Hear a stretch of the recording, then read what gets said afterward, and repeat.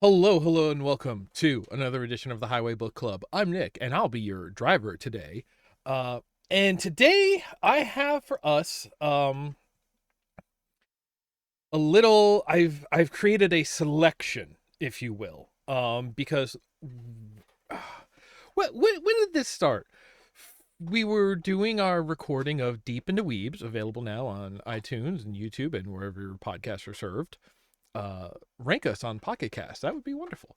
But we watched Gankutsuo, the Count of Monte Cristo in space. Um, which was neat, and it was just reminding me that, like, oh, I might have read the Count of Monte Cristo once, but it's been a while, and I would kind of love to revisit it. And me being me, I was like, oh, let me uh you know do it as an audiobook instead. And I thought that this would be something great to do here for the Highway Book Club. And then by chance, I come across a radio play version of it by Orson Welles that was a half hour long. And I'm just like, but a half hour is too short for one of these streams. We're usually here for a good 2 or 3 hours, right? So then I said to myself, well, if Orson Welles did one radio show, what is this voice? Uh, we know Orson Welles.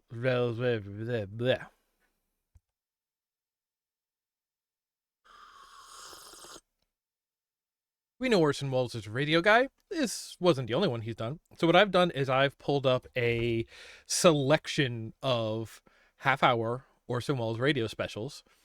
I figure we'll just drive around and listen to some of those today, especially because they're half hour, and I'll post this on the Discord later when the stream is done, if you want a reason to go join the Discord. But I tried to pick shows that were the sort of short half-hour versions, highly abridged, I'm sure, obviously, of shows that there were also like hour-long versions of. So this is kind of a flight of Orson Welles, a little sampler, if you will, and there is plenty more to listen to if we want to dip back in at some other time. Um, and also, that being said, I've just been playing a lot of Forza Horizon 4 as sort of my bedtime chill drive around. So today we're just doing it a little early, and I'm bringing you along with me. So I have bonus boards to go collect, which is something you can do slow paced. You do it without you know, the time pressure of being a race or anything. So we're just going to drive around in traffic and do a little Froden and Mr. Froden. And yeah, I think that is more or less the plan for today. How do you like that? So let's see here. If I have everything set up right, we go from here. And now we're up here. And let's see here. It just turned to, well, okay, winter ends in 16 hours. So I don't think I'm going to get Winter Forzathon this week. Drive a Porsche. That's just your mission if you choose to accept it. Alright, I'm not going to worry about that. Let's see here. Once again, I do have my racing wheel set up, so if you hear the whirring of that, that's what it is. What car do we want to drive today? You know, this is... No. Whoops. We're out here. I think we want to pick something... You know, on the low end, this is about casual driving around. These are a bit too classic for me. 60s, no. Although the Peel sounds great. 60s, 70s. I want to pick something from at least the 80s. See, like an old Ford Fiesta. That's interesting. And we got the 94 Miata. What is it good? But we know we're going to be going around in the snow, so we want something a little more durable than... Just go with the Volvo. That's an 83. I mean, what about just like a nice 2007 Honda? Or 2013 Subaru? We're down here. We're still in C-Class. Yeah, why not? It's hard to go wrong with here's just a Civic. Just a Honda Civic. We'll start here, and I'm sure something will happen that will change cars later on. Maybe that's a good thing to do in between shows, you know.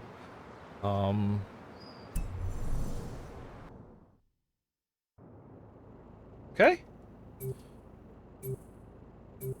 Okay, my wheel is working. That's a good start.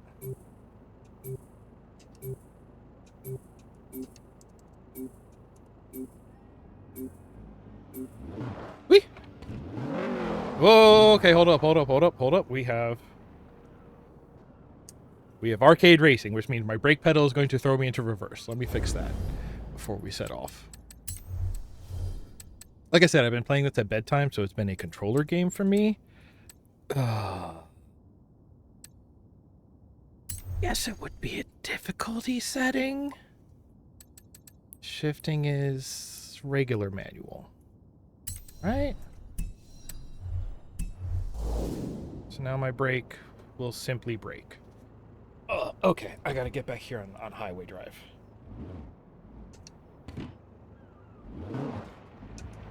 No neutral.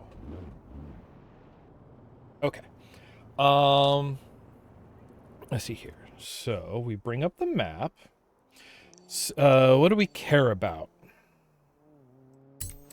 I don't want all. I just want bonus boards. There's one barn find I have left.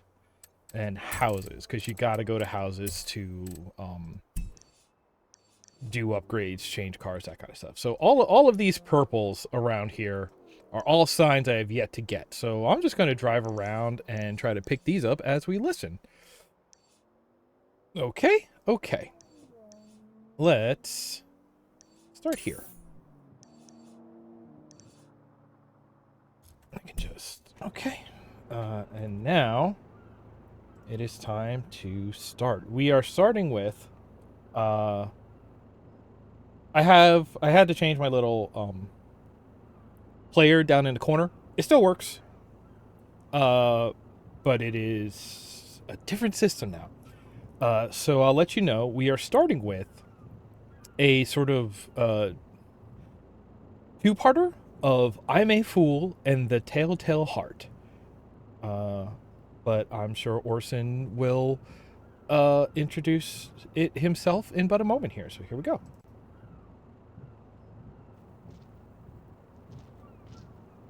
Good evening. This is Orson Welles, your producer of a special series of broadcasts presented by the makers of Pabst Blue Ribbon, the Mercury Summer Theater of the Air.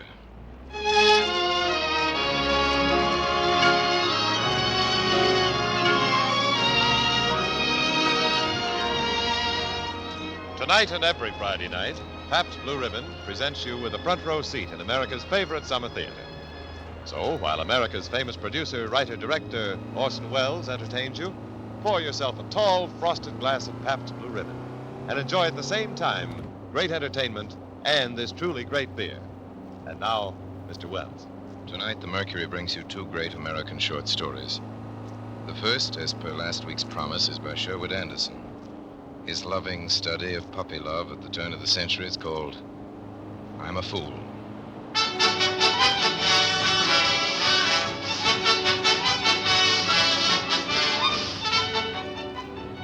It began at 3 o'clock one October afternoon in 1912 as I sat in the grandstand at the fall trotting and pacing meet at Sandusky, Ohio. It was a good hard jolt for me, and it all came about through my own foolishness, too. Summer before, I'd left my hometown with a fellow called Bert French with two horses as campaigning through the race meets that year. Gee, it was fun. We got to county seat town maybe on a Saturday or Sunday, and the fair began next Tuesday, and you took your horses to the track and fed them. You got your good clothes out of a box and put them on. The town is full of farmers gaping because they see you as horse race people, and all the dudes come around asking questions, and all you did was to lie and all you could, you know, about horses you had, and lie and say you owned one. Gee.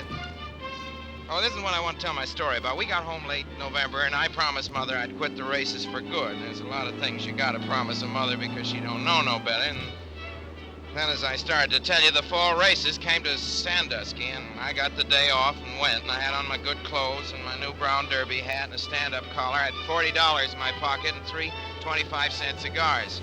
That was bought me at the West House by a fellow with a cane and a Windsor tie. Gee, it was fun being on a track again. Get your bets down. What are you getting for Farmington? 5 to 2. 14 to 2 on Marigold. Gee, it was fun being on a track again. There was my old friend Bert French standing around with his horses. Hello, Bert. Well, hello, Joe. Hello, stranger. How have you been, Bert? Oh, never better. Say, you got any money, Joe? Sure. How'd you like to watch it grow? Like it fine, Bert. All right, come over here then. I'll tell you something. Now, listen, Joe. In the second race, the 218 pace, there's a horse I'm handling. Abu Ben Adam. There he is, number 7. That Yeah. gelding's fast as a streak, Joe. Belongs to a fella called Mathers in Marietta, Ohio. We got him marked at 221, but he can step in 08. Oh, wait, gee. In the first heat, don't you touch him. He'll go around like an ox, hitched to a plow. After that, you get right down and lay on your pile. Thanks, Bert, a lot. Have a cigar? Yeah, thanks, Joe. What's going on, Farmington? Get your bets down on the first race. Well, sir, I went and bought myself the best seat I could get. Butter popcorn, crisps, strawberry Right bars. in front of myself, I could see that there was a fellow with a couple of girls, and they was about my age. And the young fellow was a nice guy, all right. He had his sister with him and another girl, and the sister looked around over his shoulder. Accidentally at first, not intending to start anything. She wasn't that kind, and her eyes and mine happened to meet. You know how it is. Gee, she was a peach. She had a soft dress, kind of blue stuff, and she blushed when she looked right at me, and so did I. She was the nicest girl I ever seen in my life. Well, pretty soon the horses came in for the 218 pace, and there was Bert's horse in among the rest. What do we bet on this time? Well, you know as much about it as I do. What about the brown one there with the long tail? He's kind of cute. Heck, ma'am, that mare couldn't beat a streetcar. They looked up kind of surprised, but they didn't seem mad, and anyway, I'd done it now. Might as well go on. Maybe I can help you folks. There's a horse in this race, number 7. That horse is as fast as a streak. Boo Ben Adam, his name What's is. his name? Boo Ben Adam. But look, don't go betting on this first heat, because he'll pace it like a lame cow. But when the first heat is over, go right down and lay your pile on a Boo Ben Adam. He'll come right out and skin him alive. That's what I told her. Gee, and what did that young fellow do but have the nerve to turn to ask the man next to him to get up and change places with me so I could sit with his crowd? I want you to meet Miss Eleanor Woodbury. Pleased to meet you. And this is my sister, Lucy Wesson. Oh, my name's Wilbur. We're from Tiffin, Ohio. Butter popcorn, crisps, strawberry bars. I suppose it was their having such swell names got me off the trolley, and then that girl, you know, how a fella is, there's something in that kind of nice clothes and kind of nice eyes she had, and the way she looked at me before over her brother's shoulder, and me looking back at her, and both of us blushing. I couldn't show her up for a boo, could I? I made a fool of myself, that's what I did. Glad to know you all. My name's Walter Mathers. How do you do, Mr. Mathers? I'm from Marietta, Ohio. And you really think this horse is going to win, Mr. Mathers? Then I told him all the smashingest lie you ever heard. I said my father owned this horse, you know, Boo Ben Adam, and it was supposed to be a secret because I told him our family was proud and never had gone in for racing that way. Here's what I think of that horse. Wilbur, will you do me the favor when you go down to place these 30 bills on a Boo Ben Adam at whatever odds you can get? I'd go myself, but I'd just soon our trainer and the swipes didn't see me. I'm supposed to be here keeping an eye on him, incognito. And sure enough, a Boo Ben Adam went off his stride up the backstretch and looked like a wooden horse or a sick one and came in to be last. See, folks? What'd I tell you? Like a lame cow. You certainly were right, Mr. Mathers. Then this Wilbur Wesson went down to the betting place out of the grandstand, Miss Woodbury with him, and Lucy Wesson and I was left alone together like on a desert island. Butter popcorn, crisps, strawberry bars. Gee, Miss Lucy, I'd like to show you our place down at Marietta. It's on a hill. Great old red brick house with the stables behind it, way up on a hill, up above the Ohio River. Oh, I like rivers. Her eyes were shining. Then she kind of, with her shoulder, you know, kind of touched me. You know how a woman can do. They get close, but not getting gay either. You know what they do. Gee, I began to wish I was on the square with her and to see what a fool I'd been. There wasn't any way of getting myself on the square now. There ain't any Walter Mathers. Like I said to her, there ain't ever been one. But if there was, I bet I'd go to Marietta, Ohio, and shoot him tomorrow. And then Wilbur Weston come back with Miss Woodbury, and He'd gone and bet $50 on this horse, and the girls had gone put in $10 each of their own money, too. Gee, I was sick then, but came out okay. There he goes! Boo Ben Adams stepped the next 3 heats like a bushel of spoiled eggs going to market before they could be found out. Look at him, Mr. Mathers. Yeah. Look at him coming up. Abu Ben! No, he's third. There he is, sir. coming up! He's coming up! Boo Ben Adams! He's second. Oh, Mr. Mathers, he's going to win. He's going to win.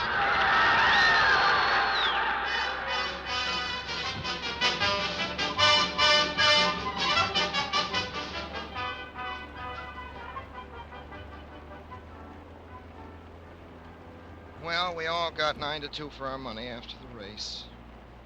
We had a hack downtown. Wilbur stood us a swell supper at the West House and a bottle of champagne besides. There I was with that girl, big that I am. And she wasn't saying much, I wasn't saying much either. One thing I know, she wasn't stuck on me because of that lie about my father being rich and that lie about all that. There's a way you know.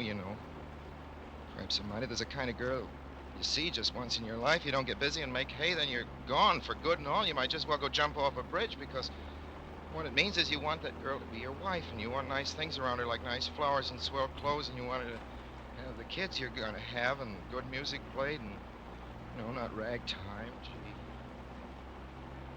Well, there's a place over near Sandusky across a kind of bay. It's called Cedar Point. And after we had supper, we went over to it in the launch, just the 4 of us by ourselves. What time's that train, Wilbur? 10:40. And is that the last train? Yeah, that's the last train. Oh, Shaw.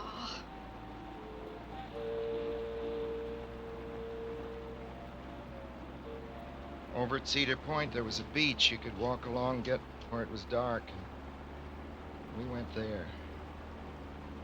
She didn't talk hardly at all.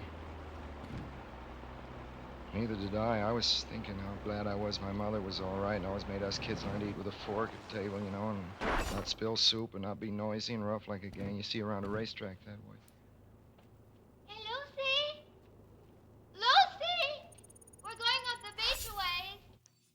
Are you coming? Go on ahead. We'll wait for you here.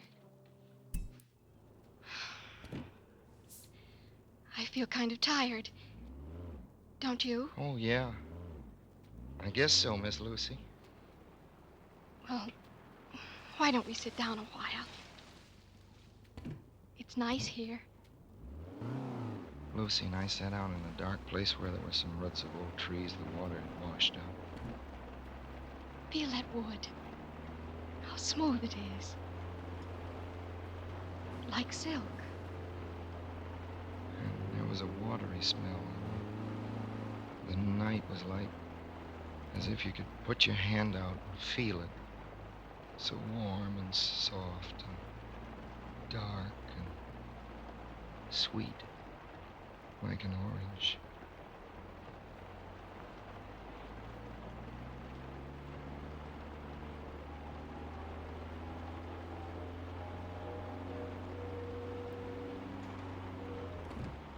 After that, the time till we had to go back in the launch and they had to catch their train wasn't nothing at all.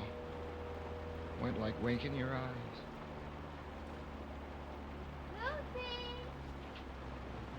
Lucy, it's nearly there. Lucy! I've got to go. We've got to go to the train now. Will you kiss me goodbye? She was most crying then, but she never knew nothing I knew. She couldn't be all busted up as I was. Gee whiz. Sometimes I wish I'd never been born. Yes, you know what I mean. We went in the launch across the bay to the train like that, and it was dark, too. What are you thinking about? You know what I was thinking? What? Well, I was thinking that you and I could get out of this boat right this minute. and walk on the water. Sounded foolish, all right, but I knew what she meant. And quick, we were right at the depot, and there was a big gang of yaps crowded and milling around like cattle, and how could I tell her? Oh, it won't be long because you'll write, and I'll answer you. I got a chance like a hay buyer in a fire. A swell chance. I gotta answer her.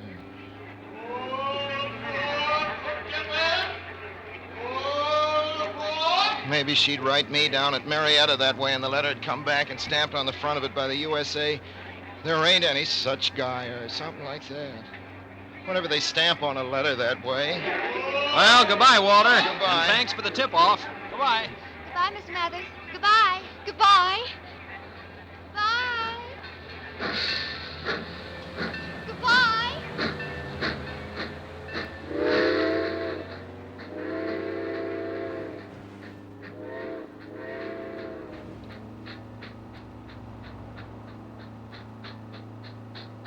When that train went, I busted out and cried like a kid.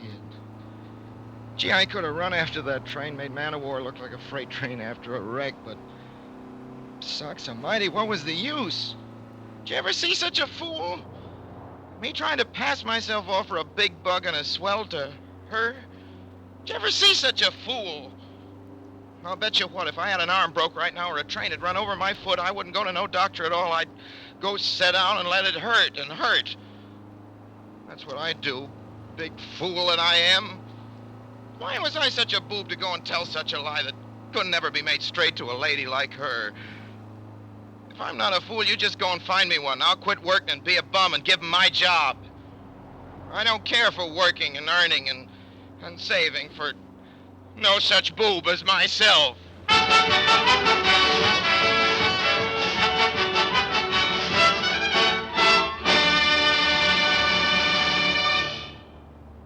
You've just heard part 1 of our Mercury broadcast for tonight. I'm a fool. That was the story.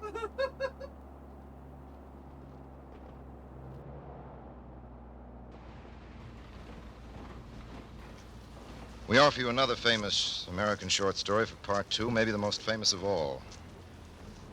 Like our first selection, this is a study of a terrible mistake, but there all similarity ends. Clearly, Sherwood Anderson's hero lived down his mistake and lived happily ever after. The same, however, cannot be said of the murderer in Edgar Allan Poe's monologue, The Telltale Heart.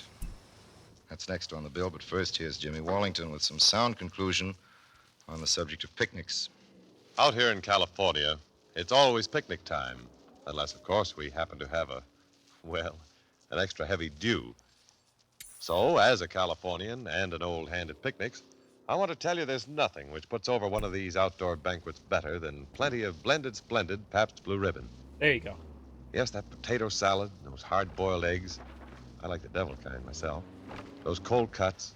Everything just naturally tastes better when blended with those never less than 33 fine brews.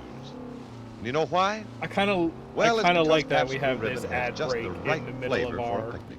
story heavy, so we could talk not too about light, how that but previous fresh, story clear, was just like, sparkling with a real beer can't taste believe it, coming I through fell the in way love you in like one day, but also You I'm an bet idiot. there's no End of finer story. beer.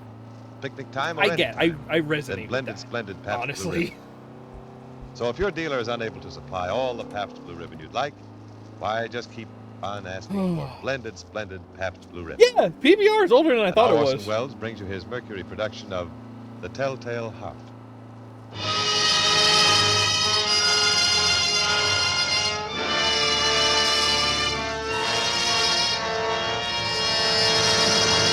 True. Nervous, very, very dreadfully nervous I had been and am. But why will you say that I am mad?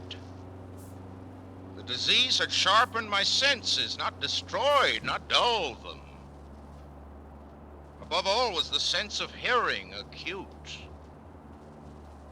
I heard many things in hell. How then am I mad? Hearken and observe how healthily, how calmly I can tell you the whole story. It's impossible to say how first the idea entered my brain. Object there was none. Passion there was none. I loved the old man. For his gold, I had no desire. I think it was his eye. Yes, it was this. One of his eyes resembled that of a vulture. A pale blue eye with a film over it. Whenever it fell upon me, my blood ran cold. And so by degrees, very gradually, I made up my mind to take the life of the old man, and thus rid myself of the eye forever. I was never kinder to him than during the whole week before I killed him. And every night about midnight, I turned the latch of his door and opened it. Oh, so gently. And then, when I had made an opening sufficient for my head, I put in a dark lantern, all closed, so that no light shone out, and then I thrust in my head. Oh, you would have laughed to see how cunningly I thrust it in. I moved it slowly, very, very slowly, so that I might not disturb the old man's sleep. It took me a whole hour to place my whole head within the opening so far that I could see him as he lay upon his bed. And then, when my head was well in the room, I undid the lantern cautiously, oh, so cautiously, cautiously, for the hinges creaked. I undid it just so much that a single thin ray fell upon that vulture eye. And this I did for 7 long nights. Every night, just at midnight, but I found the eye was always closed. And so it was impossible for me to do the work, for it was not the old man who vexed me, but his evil eye.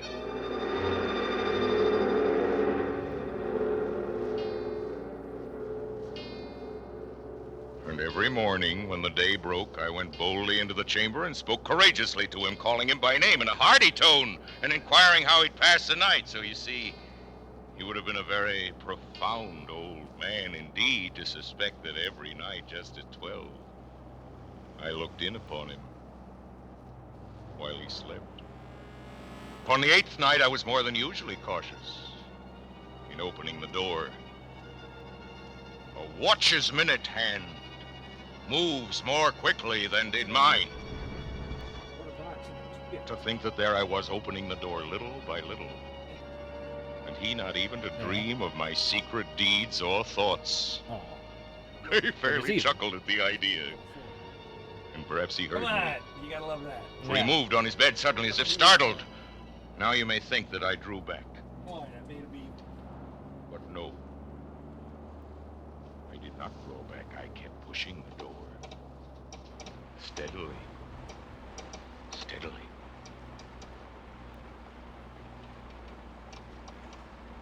I had my head in and was about to open the lantern when my thumb slipped upon the tin fastening and the old man sprang up in the bed. Who's there? I kept quite still and I said nothing. For a whole hour I did not move a muscle, and in the meantime I did not hear him lie down. He was still sitting up in the bed listening, just as I have done night after night, hearkening to the death watches in the wall. Presently I heard a slight groan, and I knew it was the groan of mortal terror. I knew that he had been lying awake ever since the first slight noise. His fears had been ever since growing upon him. He had been saying to himself, it's nothing but the wind in the chimney. It's only a mouse crossing the floor. Or it's merely a cricket which has made a single chirp. But it was all in vain. Because death, in approaching him, had stalked with his black shadow before him and enveloped the victim. And it was the mournful influence of the unperceived shadow that caused him to feel, although he neither saw nor heard, to feel the presence of my head within the room. When I had waited a long time, very patiently, without hearing him lie down, I resolved to open a very, very little crevice in the lantern. So I opened it. You cannot imagine how stealthily, until, at length, a single dim ray like the thread of a spider shot from out of the crevice and full upon the vulture eye. It was open. The eye was open, wide open, and I grew furious as I gazed on it. I saw it with perfect distinctness, all a dull blue with a hideous veil over it that chilled the very marrow in my bones. But I could see nothing else of the old man's face or person, for I had directed the ray as if by instinct precisely upon the damned spot. Now there came to my ears a low, dull, quick sound, such as a watch makes when enveloped in cotton. I knew that sound well. It was the beating of the old man's heart. It increased my fury as the beating of a drum stimulates the soldier into courage. But even yet I refrained and kept still. I scarcely breathed. I held the lantern motionless. I tried how steadily I could maintain the ray upon the eye. Meantime, the hellish tattoo of the heart increased. It grew quicker and quicker, and louder and louder, every instant. The old man's terror must have been extreme. It grew louder, I say louder, every moment. I thought the heart must burst. And now a new anxiety seized me. The sound would be heard by a neighbor. The old man's hour had come. With a loud yell, I threw open the lantern and leaped into the room. He shrieked once. In an instant, I dragged him to the floor and pulled the heavy bed over him. I then smiled gaily to find the deed so far done. But for many minutes the heart beat on with a muffled sound. This, however, did not vex me. It would not be heard through the wall. At length, it ceased. The old man was dead. Stone dead. His eye would trouble me no more.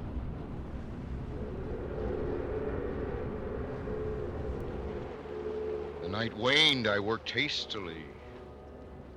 I took up 3 planks from the flooring of the chamber and deposited his corpse between the scantling. I then replaced the board so cleverly, so cunningly, that no human eye, not even his, could have detected anything wrong. I'd made an end of these labors. It was 4 o'clock. 4 o'clock, but still dark. Dark as midnight. Huh? A knocking at the street door. I went down to open it with a light heart, for what had I now to fear?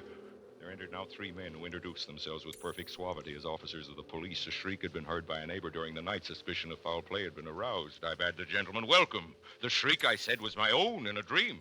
The old man I mentioned was absent in the country. I took my visitors all over the house. I bade them search well. I led them at length to his chamber. I showed them his treasures, secure, undisturbed. I brought chairs into the room and desired them here to rest from their fatigues, while I myself, in the wild audacity of my perfect triumph, placed my own seat upon the very spot beneath which reposed the corpse of the victim. The officers were satisfied. My manner had convinced them. I was singularly at ease. They sat, and while I answered cheerily, they chatted familiar things. But ere long, I felt myself getting pale, and I wished them gone. My head ached, and I fancied that ringing in my ears again, but still they sat and still they chatted. The ringing became more distinct.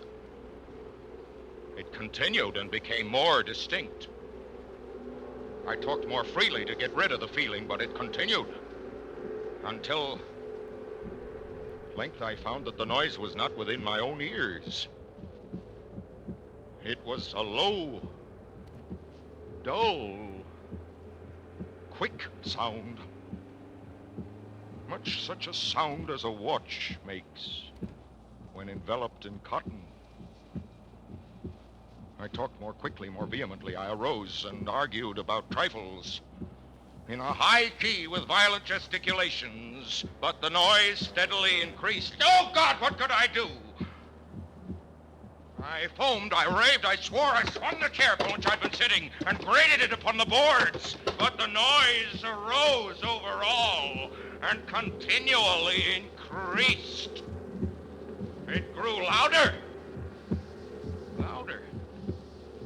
Still the men chatted pleasantly and smiled.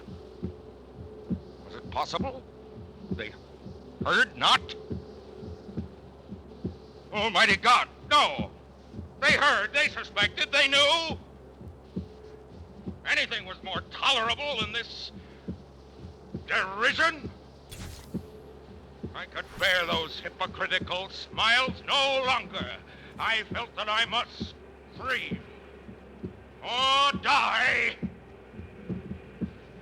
Louder. Hark. Louder.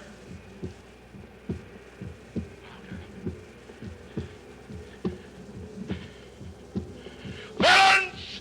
I shrieked. Dissemble no more, I admit the deed. Tear up the flanks. Here!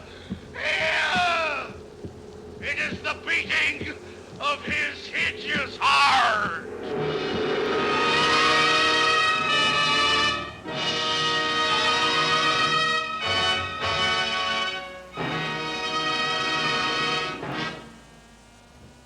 You have just heard Orson Welles in his Mercury production of The Telltale Heart. Mr. Wells will return in just a moment. But first, let me again remind you to be patient with your dealer when occasionally these days he is unable to supply you with all the Pabst Blue Ribbon you'd like. He's doing his best, you can be sure of that. Yes, and here's something else you can be sure of. Every single bottle of Pabst Blue Ribbon you do get will, as always, be the happy blending of never less than 33 fine brews. Yes, every foaming, frosty glass you enjoy will, as always, have that famous Pabst Blue Ribbon flavor. Not too heavy, not too light, but fresh, clean, sparkling, with a real beer taste coming through the way you like it. So keep asking for blended, splendid Pabst Blue Ribbon. I'm gonna buy this house. Next week, Moby Dick. Until then, the Mercury remains as always, obediently yours. This is CBS, the Columbia Broadcasting System. How are they gonna do Moby Dick in half an hour? I don't know if that's the next. I did pick Moby Dick for this playlist. I don't know if that one's up next. I'm gonna switch out our car since I dinged this one. Good evening, this is Orson Welles, your producer of a special series of broadcasts presented by the makers of Pabst Blue Ribbon, the Mercury Summer Theater of the Air. Also, let me know how the volume mixing is doing. Tonight and every Because these Friday are old night, recordings, they're Pabst pretty Blue Ribbon quiet. presents you with a front row seat I'm in trying one to of do the my best greatest not to plays ever overpower it. produced. So while America's famous producer, so writer, let me know if I director need to- Orson Welles to nudge it. entertains you, pour yourself a tall, frosted glass of Pabst Blue Ribbon and enjoy at the same time great theater and this truly great beer. 33 fine brews blended into All right, one great beer. 33 fine brews.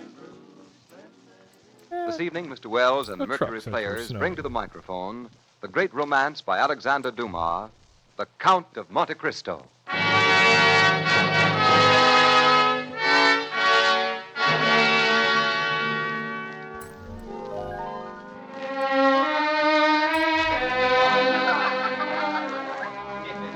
Mercedes, Yes, Fernand. may I present the most talked-of men in Paris? The Count of Monte Cristo, the Baroness Mondiego. I am deeply honored. Count of Monte Cristo. What is it, Mercedes? Are you ill? It's nothing, Fernand. Will you give me your arm, Count Monte Cristo? I am honored, madame. Is it true, Count, what everyone is saying about you? What are they saying, madame? That you've seen so much, traveled so far, and suffered so deeply. I have suffered deeply, madame. Long ago, I loved a girl. I thought she loved me well enough to wait for me, and even to remain faithful to my grave. When I returned, she was married. You have forgiven her for all she made you suffer. I have forgiven her. Almost. Do you still hate those that separated you? Do you still want to punish them? They will be punished, madame. But it is not I who will punish them. It is their own past. ominous.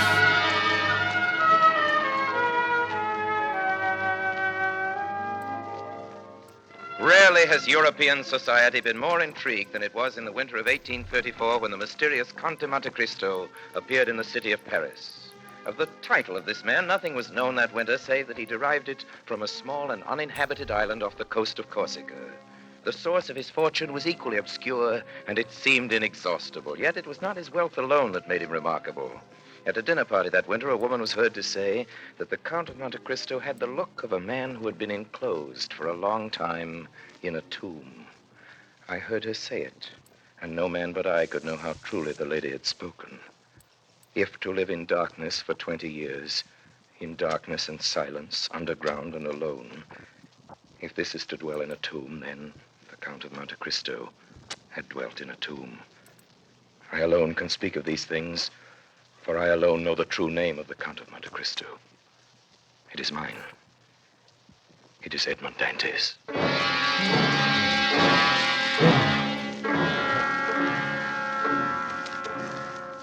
The story of Edmond Dantes begins in 1814, the year the Emperor Napoleon was a prisoner in Elba.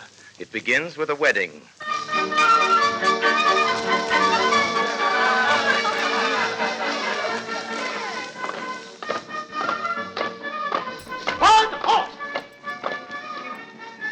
Who here answers to the name of Edmond Dantes? What do you want of him? Edmond Dantes, in the name of the law, I arrest you. Arrest me? What have I done? Officer, he's done nothing wrong. Edmund. Squad, attention! Forward, march! Edmund! Edmund!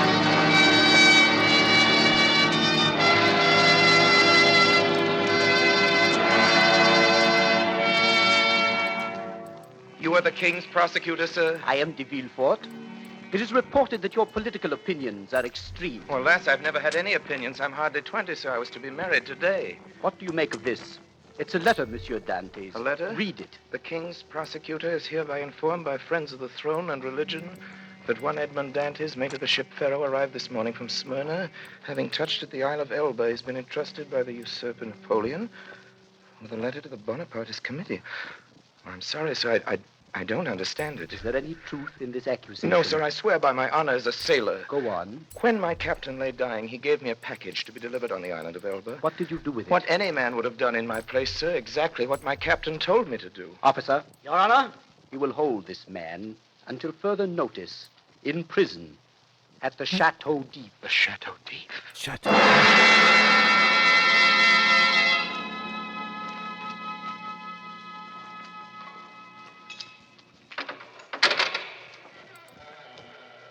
Dantes!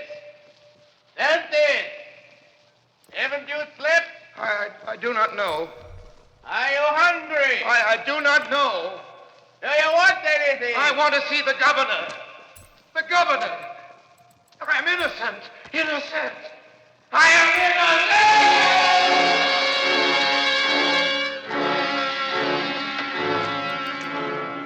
innocent! In darkness and silence, underground and alone, every day, twice a day, morning and evening, the jailer came to my cell and put down the vile food and went away without speaking to me. My hair and nails had grown long, and my skin was white as a leper's. I had been proud the first month. Now I began to beg. Nothing was granted. I spoke to the jailer when he brought me my food. He rarely answered me.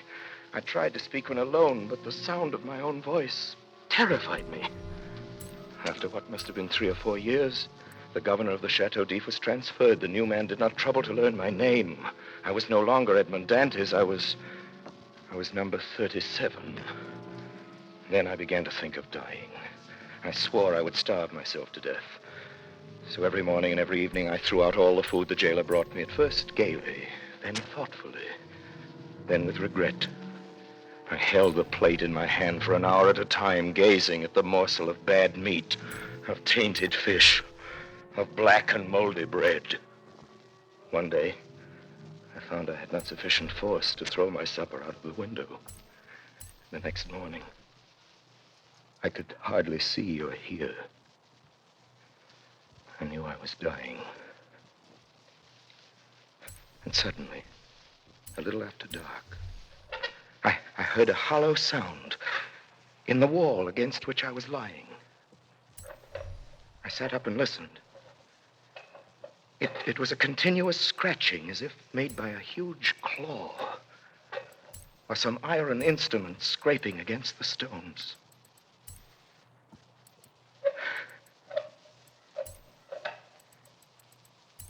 Then all was silent.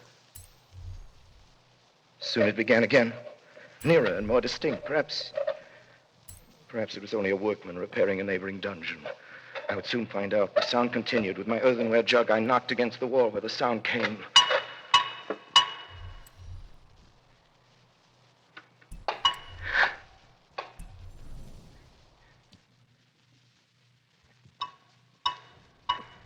Each time I knocked,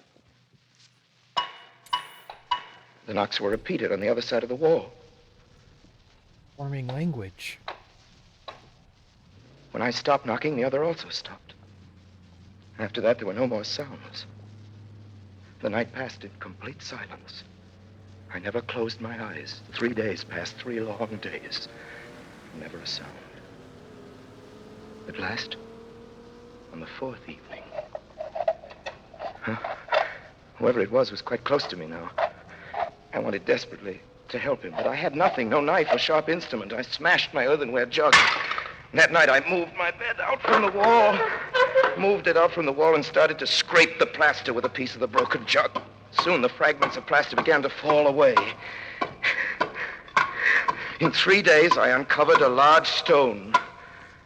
And the next day, about noon, the stone began to move.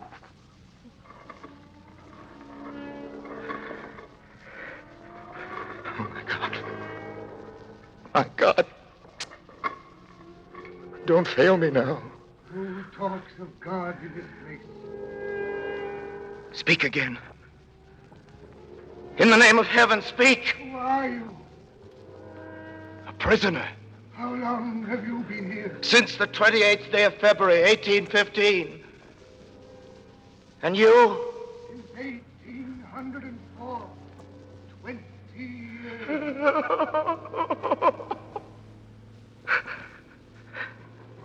All that night we worked. And then, just before dawn, a portion of the floor in my cell gave way. And from the bottom of this passage, the depth of which was impossible to measure, appeared the head, then the shoulders, and lastly, the body of a man.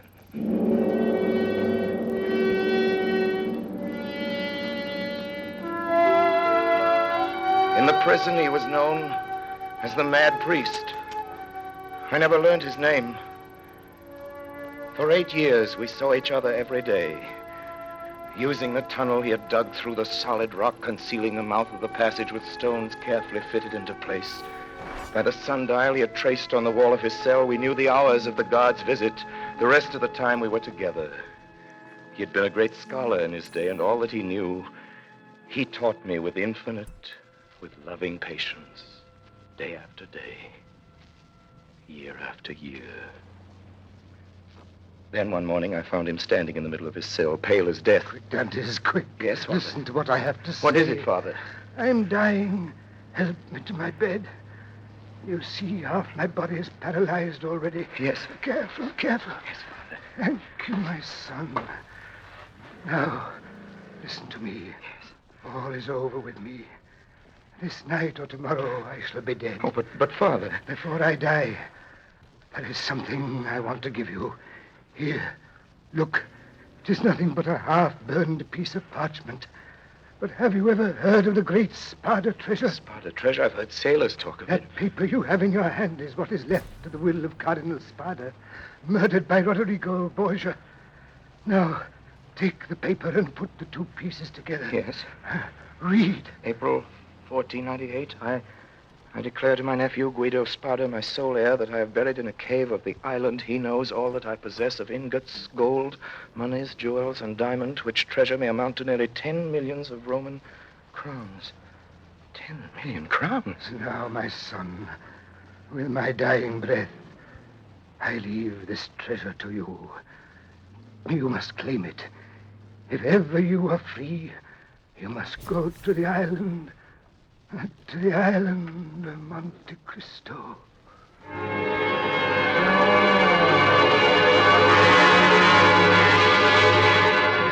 I see.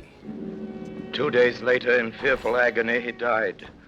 I closed his eyes and laid him out to rest as well as I could. And the next morning, while I lay hidden in the cell, 2 guards came and brought an old sack in which to bury him. Then they went away for a stretcher. Quickly, I unlaced the sack, drew out the corpse of the priest, and carried it through the tunnel to my cell. I laid it out on my bed, turned the head to the wall, and covered it with a sheet. And for the last time, I kissed the ice-cold brow. Then went back to the dead man's cell. I could hear steps in the passage as the guards came back with a stretcher. Quickly, I got into the sack in the place of the corpse. I laced the sack around my body. I lay stiff, hoping they would not hear the beating of my heart. Here we go. You take the head, I'll take the feet. All right. Up she goes. I've got him. Here we go. Funny thing, you feel him through the sack? Him dead 12 hours and he's still warm.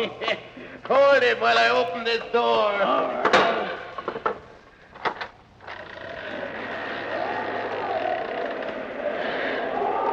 Oh, Lord, it's cold up here. This'll cool him off. Have you got the lead weight? Here it is. Tie it on around his feet. All right. That's right. Tight. And now see if you can make it any tighter. That's all right. That'll sink him, all right. All right, now. Are you ready? 1, 2. Wait a minute. Get nearer to the edge. The last one was smashing on a rock and we got the blame for it. All right, then. Come on. I'm freezing.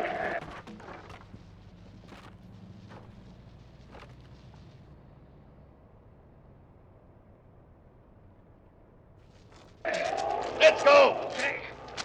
1, 2, 3.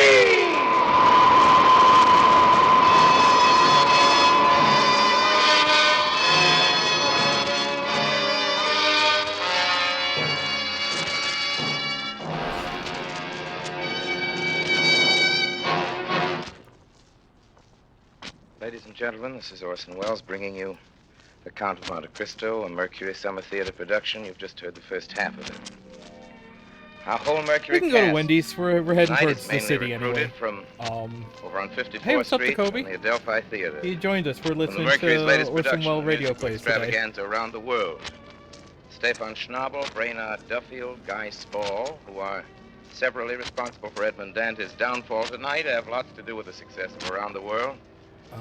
Mercedes, the lovely Mercedes, is the same lovely actress who appears every night as Molly Muggins over and Around the World, and Julie Warren is her name. Julie Warren, you'll be running into that name often from here on in.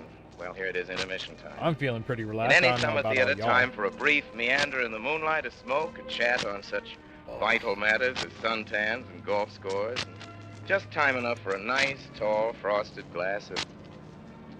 Where is Ken Roberts? He's supposed to come in at this time, say Pabst Blue Ribbon. I'll say it for him. Pabst Blue Ribbon. Mr. Wells, the Count of Monte Cristo never spoke more romantic words. For what blends more beautifully with a June evening than blended, splendid Pabst Blue Ribbon? And for a very good reason. Every single drop of this truly great beer is always the satisfying result of careful blending. Yes, only by blending never less than 33 fine brews can Pabst create that perfectly I don't know blended if I've ever flavor. had a PBR, Not too light, actually. not too heavy, but fresh, clean, sparkling, with the real beer Yeah, taste coming and this through is just the way you like Forza it. 4. It's not even Only the by latest one. this This one's famous very blending pretty. process can This is Pabst very give you chill that to drink. remarkable Pabst Something Blue about Ribbon using the smoothness. wheel makes it much easier Friends, to these drive like days when occasionally casually your dealer in may this be game. unable to supply Like you I've with all been the playing on Pabst Blue Ribbon a you'd controller, like. and it's Please, just like keep on asking. it's hard not For to put remember, yourself as in racing always, mode. But right here, you'll I'm just enjoy like, the we're same here, we're flavors, chill, I'm the same staying in my smoothness, lane the usually. Same blended, splendid Pabst Blue Ribbon. 33 fine brews blended into one great beer. Okay, do we gotta get down under there somehow? This is Orson Welles again, ladies and gentlemen, and just time for the second act curtain of The Great Romance by the great romancer Alexander Dumas, an old Mercury favorite, The Count of Monte Cristo. Wait, how is this a romance? Turn over.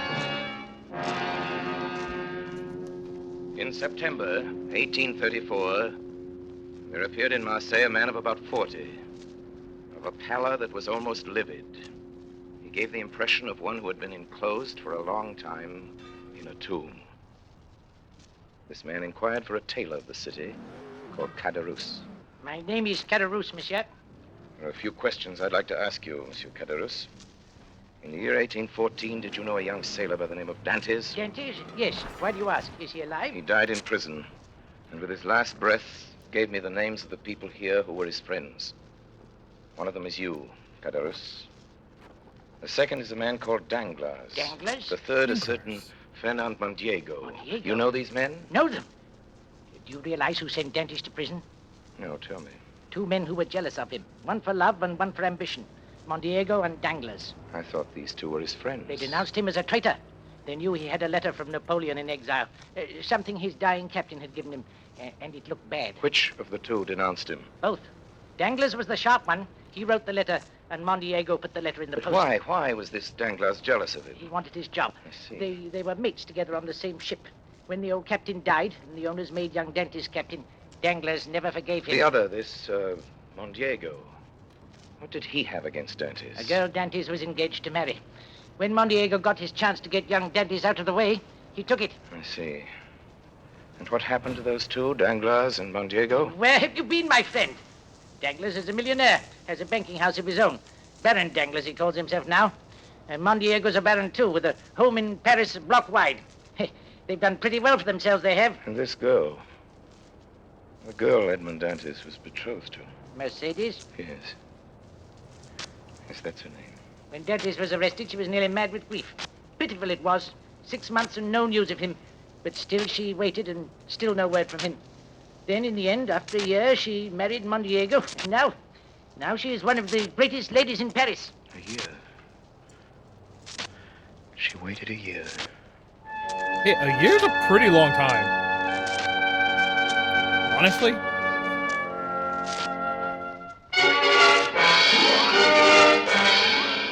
Mondiego, Danglars, de Villefort. Mondiego, Danglars, de Villefort. Ali! Yes, master? Ali, here are 100,000 francs. Spare no expense. Find out everything there is to know about these three. Every move they've made. Yes, master. Find out about their homes, their wives, their children, friends. Yes, master. Find out where they got their power, how they made their money, whom they robbed, whom they cheated, whom they murdered. One day in November, Baron Danglars of the banking house of that name received a visit from a new client. I have the honor of addressing the Count of Monte Cristo. You have, Baron Danglars. I have a letter of credit in your name, sir. But according to this letter, the Count of Monte Cristo is to have unlimited credit. And what is there in that simple fact that requires explanation? Merely that, unlimited. Why, I assure you, should you at any time be hard-pressed, were you even to require 1,000,000 francs... 1,000,000? My dear sir, excuse my smiling when you speak of a sum that I am in the habit of carrying in my pocketbook. Well, I admit I'm hardly accustomed If to... you would prefer not to handle this account, Baron, you need have no scruples in declining. I assure you I never entertained... You merely wish to be convinced that your stockholders ran no risk. I understand, Baron, they include some of the greatest names in France. The Duke de Mondiego, the Baron de Villefort. It is not generally known that these gentlemen... Of course. Now we understand each other. I should like to draw tomorrow the sum of, shall we say, 6 million francs. Half gold, half notes. 6,000,000 francs. As you say, sir. If I should require more, I will let you know. Oh, and by the by, purchase me tomorrow 10,000 shares of Austrian Commonwealth. You have some information about this stock? You will find, sir, that I never gamble, except in certainties.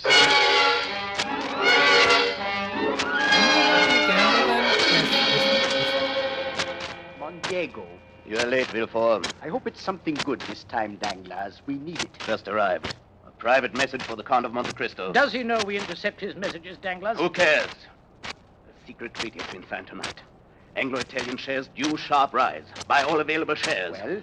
We are going to buy. Danglers, I'm worried. Everything we've touched has gone wrong lately. Those Belgian bonds we bought, we lost $500,000 on. We've got to plunge, gentlemen. If it were not for the Count of Monte Cristo's deposits, we have been bankrupt. If that money should be called for today or tomorrow or the next day, this bank is ruined. Danglers, I don't see what that has to do with us. You don't? Well, if I go, you go, all of you. I propose to buy every share of Anglo-Italian that comes into the market. With what? My friends, you forget. The Count of Monte Cristo has 16 million francs on deposit in this bank. And what about this message of his? Does the Count of Monte Cristo get to see it? This message, gentlemen, was lost in transmission.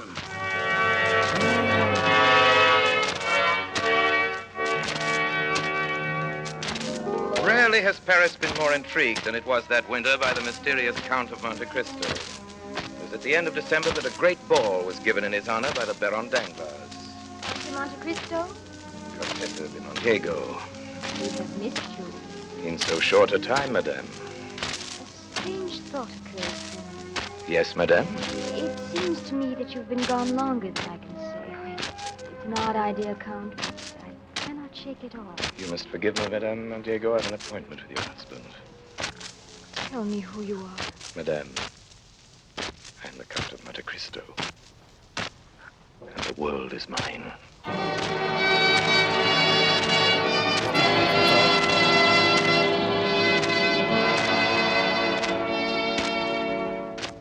Congratulations, Danglars. A good day's work. How much did we buy of Anglo-Italian? 62,000 shares. Who was selling? I don't know. Couldn't find out. Baron Danglars? Yes? The Count of Monte Cristo would like a word with you. Tell him I can't see him. Good evening, gentlemen. A delightful party. I hope I don't intrude. Danglars, de Villefort, Montego. How fortunate, gentlemen. I'm here to say goodbye to all three of you. Bye. I have decided to leave Paris for a while, perhaps forever. Before I go, there are certain things I have left to do. Baron Danglars, my credit on your books as of tonight is 16 million francs. That's about 4 million to cover certain stocks I sold short today. Here is a check for 10 million francs made out for cash. I will take half in gold and half in notes. But surely... I beg your pardon? Such a very large Oh, sum. by the way, Baron, you may be interested to learn that less than an hour ago, Anglo-Italian went into liquidation. But that means... It means that you three gentlemen are ruined. It means that you, Danglars, have robbed the poor and helpless for the last time. I'll prosecute you for this. I'll issue a warrant for your arrest. I don't think you will, Baron de Villefort. Since noon today, there has been in the hands of the Minister of Justice a complete record of the career of Baron de Villefort. Spy, thief, forger, informer. Who are you? Who am I? Still you do not know? I know you very well, Fernando Montego. And tomorrow all Paris will know you for what you are. Deserter, traitor, murderer. Who are you? What have we done to you? You condemn me to slow death. You deprive me of love, of freedom, of happiness. Stop! What is your name? I have but to pronounce it to strike you to my feet. Look at me, Fernando Montego. I am the specter of a wretch you buried in the dungeons of the Chateau d'If. You guess it now, do you not? Or rather, you remember it. For notwithstanding all my sorrows and my tortures, I show you now a face which the happiness of revenge makes young again.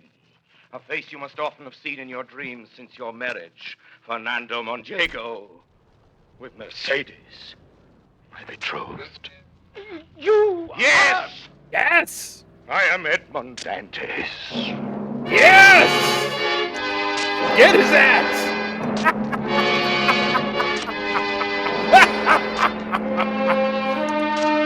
This is basically the same backstory they gave Tad Golso in one of the Baroness Space Ghost Montego. reboots. Yes, Count. Your husband has been detained. There are matters of urgency which will not permit him to leave this house. May I see you to your carriage? Count Monte Cristo, I asked you a question. I wonder if your answer was the truth. Madame. The girl who made you suffer. I asked you if you'd forgiven her. Oh, yes. I've forgiven her. And those who separated you. Do you still wish to punish them? Madame, they have been punished. But my answer is still the same. It is not I who punished them. It was their own past. Yeah!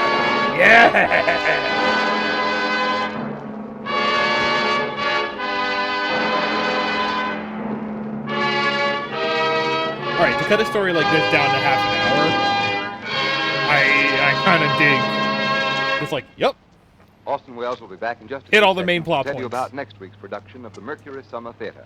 But first, the makers of Pabst Blue Ribbon wish to remind you Just that kind of though front you and may back not of be it. able to get Pabst Blue Ribbon every time you want it in these Mostly days the of grain front. restrictions, it is well worth your while to keep asking.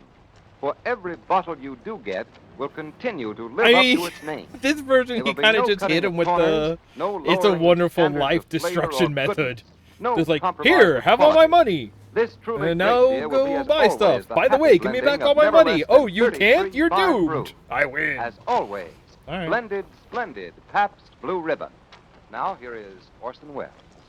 Next week, ladies and gentlemen, we bring you a classic of radio, The Hitchhiker by Lucille Fletcher. At the same time next week, same station. Please join us. Until then, speaking for my sponsors, the makers of Pabst Blue Ribbon beer, and for Bernard Herrmann, who composes and conducts our music, as always, and indeed for all of us in the Mercury Theater, I remain, as always, obediently yours.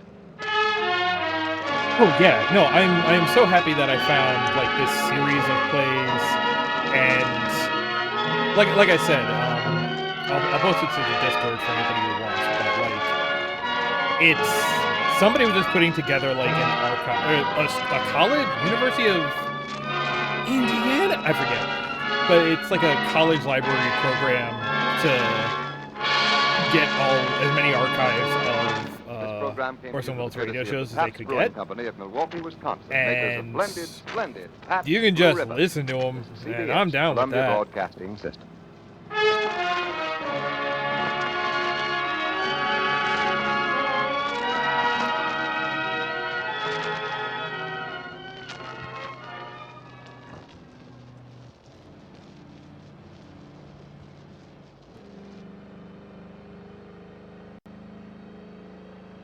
It's a shame because like they do mark a number of the shows that they have as like incomplete recordings.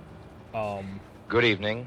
This is your obedient servant, I love Orson this. Welles. I also your have, producer of a and we could special do this at series some of point. I broadcasts, have a festival of your recordings of, favorite like, radio dramas, Philip presented by the Marlowe makers and of Around Pabst the Blue Horn. Ribbon beer. There's some The Mercury Summer Theater of the Air. the radio shows this era. Except for like a lot of the references are just like, hey, what do people know as like idioms and all of that. But there's a lot of it that still holds Yes, up. tonight and every Friday night, Pabst Blue Ribbon presents you with a front row seat in one of the greatest plays ever produced on Broadway. So while America's famous producer, writer, director, Orson Welles entertains you, pour yourself a tall, frosted glass of Pabst Blue Ribbon and enjoy at the same time great theater and this truly great beer. Yeah, I'm so tempted to like next time I listen to this, just get a 6-year-old Bibber. Blended into one great beer. Summer theaters are among the most genial of all theatrical institutions. The atmosphere is pure holiday for everybody on both sides of the curtain, and it's just in that spirit that we of the Mercury Theater, begin tonight a summer festival of revivals. Plays and stories we've done more than once before because you've told us more than once you like them. Tonight, it's one of the first things we ever put on the radio, and by no coincidence whatsoever, it's the very latest thing we put on the stage. You can see it now on Broadway at the Adelphi Theater, Sunday evenings included. And if you're one of our staunchest friends, you'll remember it from among the first Mercury broadcasts. Many an eventful year before Cole Porter put the whole slam-bang-she-bang to music for us. His music, a portion of it, makes up the main part of this evening's entertainment. A half hour really isn't time enough for the story alone. This being what it is, a gaudy old melodrama from our youngest days with equal parts of plot and plush. So take it, if you please, with a smile and our warmest compliments for the warm season. Here it is, then, minus many scenes and much mileage, with a hop, skip, and a jump around the world in 80 days. Around the world in about 10 minutes. Express route.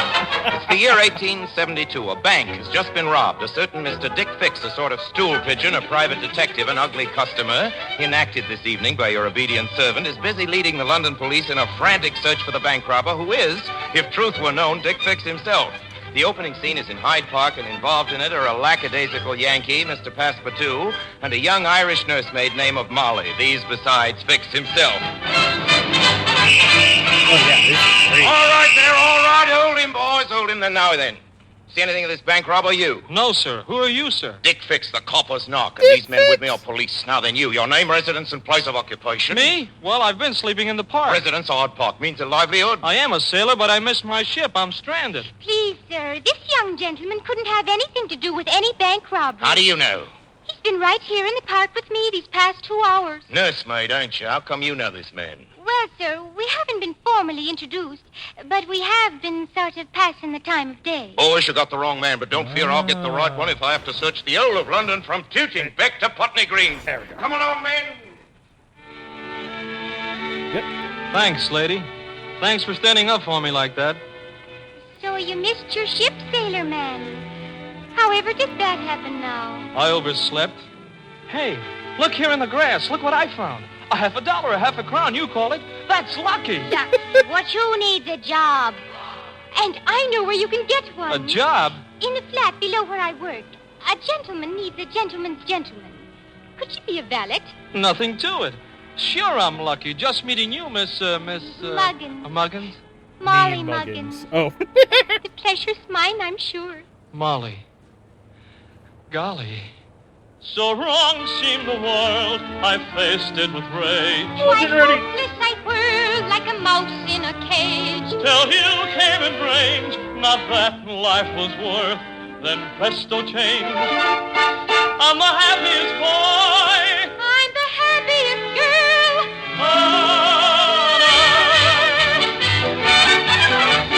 Blow sweet music, blowing rippling sound. Blow sweet music, look what I found. Sing you songbird, make the wind resound. Sing Also, he was saying they were putting this on play on stage. So I think this is sort of like the mini version of the play that they're putting on. Still, around the world in 80 songs. That great big moment when I found you. So chime, gay joy bell, chime, going around. Chime, all the time, joy bell. Look what I found.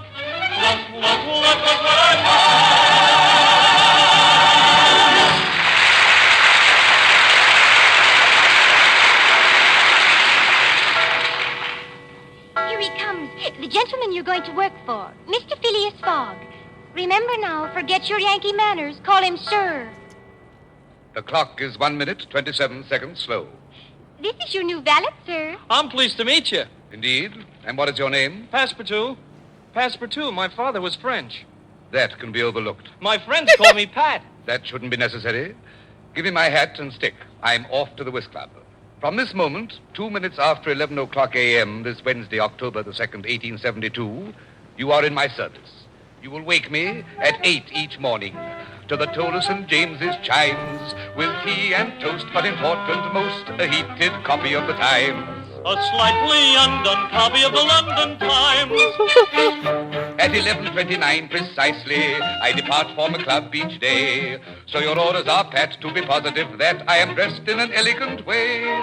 For although 'tis of no interest to me if I please either damsel or dame, 'tis a matter of pride as the streets I stride to hear all the ladies exclaim. To hear the dear ladies all exclaim. There he Ladies, let goes, me hear Mr. it. Phileas Fogg, setting every girlie agog. Wouldn't he make a marvelous mate? Never early, never late. There he goes, that smart Mr. Phileas, in his clothes so piccadillious. What a dude, what a dapper old dog. There he goes, Mr. Phileas Fogg. There he goes, there he goes, there he goes. There we go.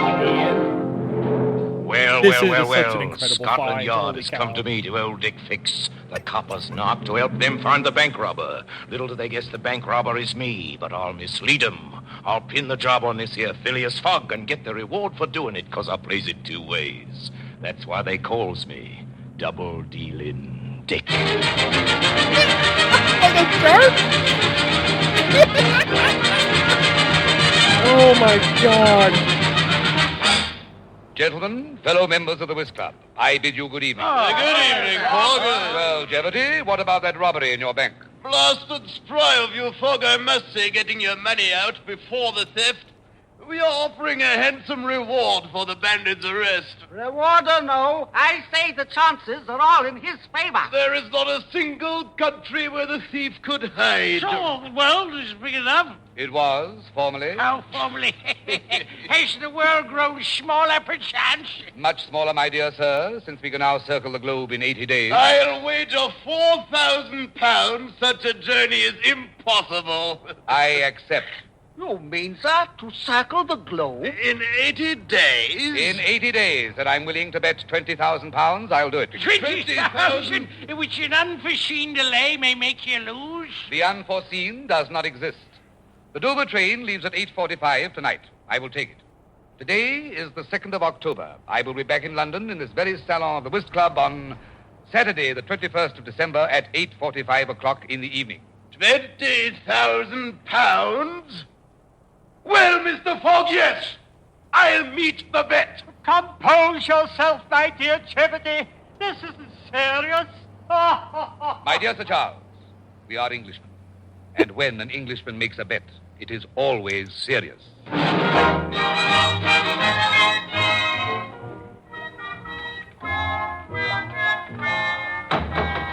up in there. Open in the name of the Queen.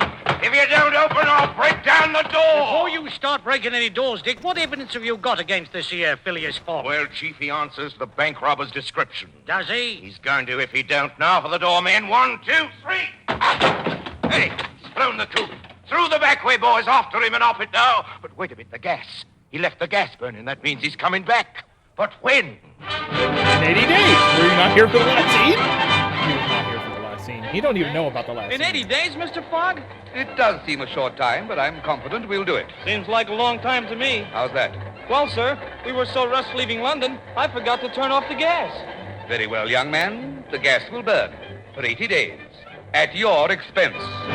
Oh, no! Tex, Special Agent, reporting to Scotland Yard. The bank robber Phileas Fogg left Brindisi at high noon on the mail packet Mongolia for Suez, Egypt. Rush warrant, rush reward. Meantime, I'll dog his footsteps, using all possible ruses to delay his journey.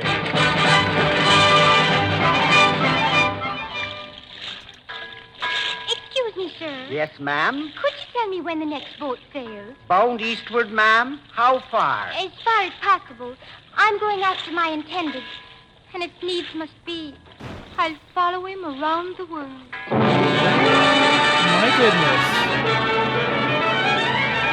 Everyone's ready to just up and leave. Well, Passepartout, we are now in British India. Well, 1/2 day ahead of schedule. Look, Mr. Fogg, the train has stopped. So it has. You are the train conductor? I am that. We've come to a halt. Why? Where are we? At the hamlet of Colby in the great Indian forest. And why, pray, do we not continue? The railway isn't finished yet. The by ticket reads Bombay to Calcutta by rail. Sir, there won't be any more rail for 3 months. I shan't be able to wait. Mr. Fogg, what would you say to an elephant? I don't know. What does one say to an elephant? Oh, I see what you mean. Yes, by all means, let us purchase such a beast. Got him! My man, I don't speak your lingo, but I desire to rent your elephant. I trust you know sufficient English to negotiate. What do you ask? For my elephant, Sahib, 80 rupees. 80 rupees, I say. Isn't that a trifle stiff? 80 rupees. I'll give you 20. 70. 30.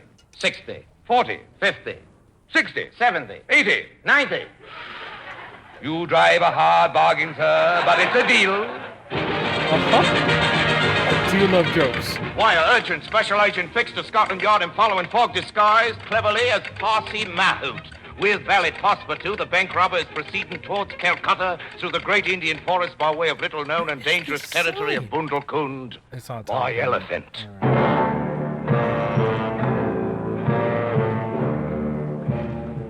Why does the beast pause?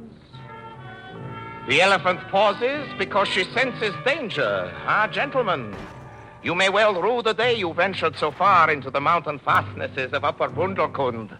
I hear savage music. The song of Kali, goddess of death. Behold, Sati. Sati? There were some that? other ones on the list that I was like, ooh, we could do that. And then I was like, no, they were... Who is the deceased? Racism was far more A wealthy entertaining back in prince the of day, neighborhood. so I Behold, might they are have bringing to... his body to the funeral pyre. And there, When we there listen to comes some of his these, I young might widow. take a what Her do you call it up husband's front? corpse A bit will of a be disclaimer. cremated, and she will be put to the flames by his side. Burned alive? A native custom. But how can it be that such foul practices still our countenance? Where is the beneficent hand of our British Empire?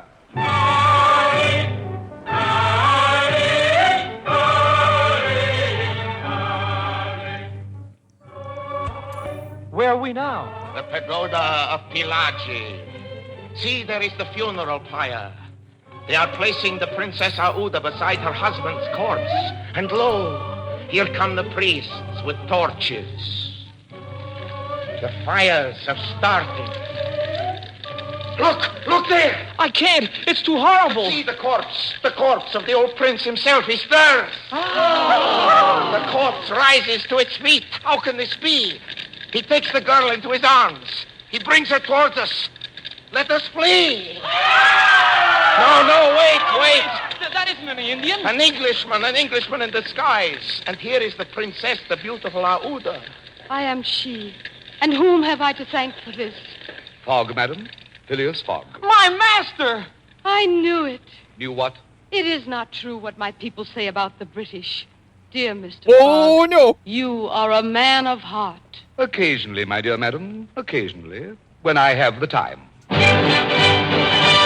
Oh, boy. Special Agent fixed to Scotland Yard urgent. And with bank robber traveling by boat with Yankee accomplice and Indian girl companion, Fogg is presently on the high seas, some 300 miles northeast of Singapore. Is he like trying to put together a Johnny Quest entourage? You're the Hindu girl, ain't you? You don't know me, but I know you, Mrs. Aouda, feeling a bit homesick for India. Indeed not. It would be worth my life to return there. You may have to after I get Mr. Phileas in Hong Kong. What do you mean? Shh, here he comes now. Well, Mr. Fogg, so you finally come out of your cabin for a bit of air. A pretty night out, ain't it? I don't think we've been introduced. Oh, by the by, Mrs. A, should you find yourself a bit short of the ready, come to old Dick Fix, the copper's knock, for I'll be rich when I get to, you know who, in Hong Kong. Rich beyond the dreams of avarice. Why are you British people so greedy for money? Yeah, get the ass.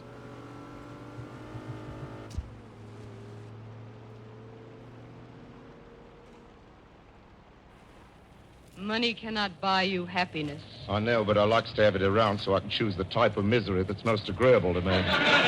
Honestly? Well, I'll leave you lovebirds to enjoy the moon together. Nighty-night. I trust that person has not made himself offensive to you. He frightens me. The evening is warm, madam, but you are shivering. With you to guard me, Mr. Fogg, to be fearful is an ungrateful passion. The moon is very lovely. Mrs. Aouda, that is your name, is it not? It is. Mr. Aouda. I have no interest, madam, in your late husband, nor indeed in you. I am, to be frank, a bachelor, and will see you to safety as such. My meaning is clear? It is. Good night, Mr. Fogg. Madam, good night to you. Okay.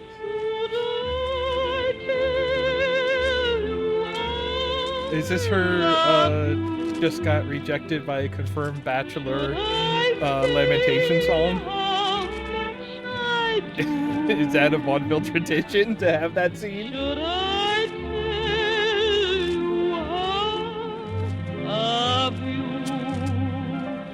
I dream away of the days through. Should I tell you what Crunch.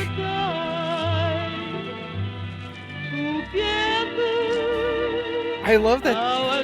I'm almost wondering if they did like a, because you have live laughter. I'm curious if that's in studio or if this is some sort of like chopped up stage recording. It's good. I do like the energy of it. I like that we have met Dick Fix. I am absolutely introducing him as a contact next time I GM a game. Pursued by Dick Fix, the Dixer Fixer-Upper.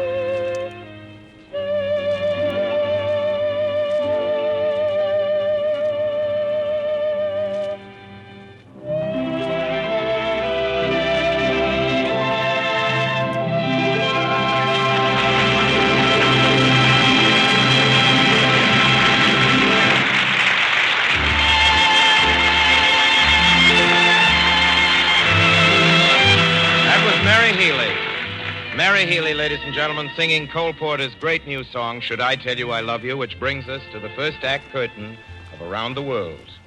In the Mercury Summer Theater cast tonight, straight out of the Mercury Broadway production, are Mr. Arthur Margetson, who plays the punctilious Mr. Phileas, Miss Julie Warren, who is Molly Muggins, Mr. Larry Lawrence, who is Passepartout, and among others, the villain of the piece, who is also its producer, your obedient servant.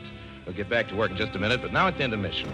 And in any summer theater, time for a stroll out on the terrace, acts. A breath of the fragrant June night, a smoke, some friendly conversation. You know, the same time slot as Space Ghost Coast to Coast. Frosty glass of Pabst Blue Ribbon Beer. Nothing left.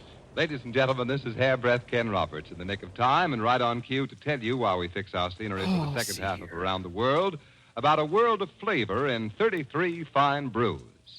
There most certainly is a world of flavor in Pabst Blue Ribbon. The kind of flavor which makes a fellow smack his lips and say, this is it. Not too light, not too heavy. This truly great beer has a fresh, clean, real beer taste all its own. You see, every single drop of Pabst Blue Ribbon is the happy result of blending, the full flavor blending of never less than 33 fine brews. That's right, never less than 33 fine brews blend their individual taste tones to give you a blended, splendid Pabst Blue Ribbon. If occasionally these days your dealer can't supply you with all the Pabst Blue Ribbon you'd like, well, keep on asking. For every single bottle you do get will live up to the same high standards of quality and taste. Yes, every bottle will be, as always, blended, splendid Pabst Blue Ribbon. 33 fine brews blended into one great beer.